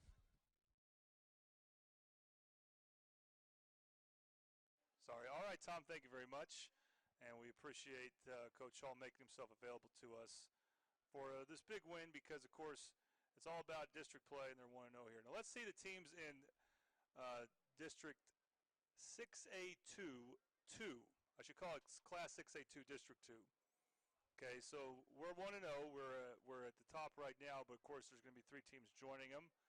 Del City and Choctaw will be playing, and those will be 2 teams that I think have so far, the way they played earlier this season, with some nice victories, are about on level with us, talking about Midwest City. Stillwater, of course, they won the district last year. They look very strong, and they will be in action against Deer Creek. And so all these teams are in front of Midwest City. They got through Lawton High. In the order you see it, they'll play Stillwater next, Putnam City Original, who will be playing Putnam City West tomorrow as well. So one of those teams will go 1-0. And again, you start with this. You want to finish in the top 4, you're in the playoffs. Top 3, you avoid the best team on the other 6A2 district, which we expect to be Bixby, but of course that has to play out. And then top 2, you get a home field game the first round. So each seed up carries more and more weight. And we're looking more and more forward to the season now that they're off to a good start, and they very much control their own destiny with this win as well. All right, I want to say special thanks to our producer, Caleb Kerr, who always does a great job. Our camera woman today, Asia Oliver, and she did a great job tonight as well. And then 5th member of our team who helps in so many different ways, Tavion Devereaux, who's mostly my spotter today and helped me identify some of those players and some situations that weren't easy. So, and he helps in many other ways as well. And again, we're coming into form here as the Midwest City broadcast team as well, just like the football team is. And we're looking forward to our next game in 8 days when we host Stillwater. Pre-game at 6:30, kickoff at 7.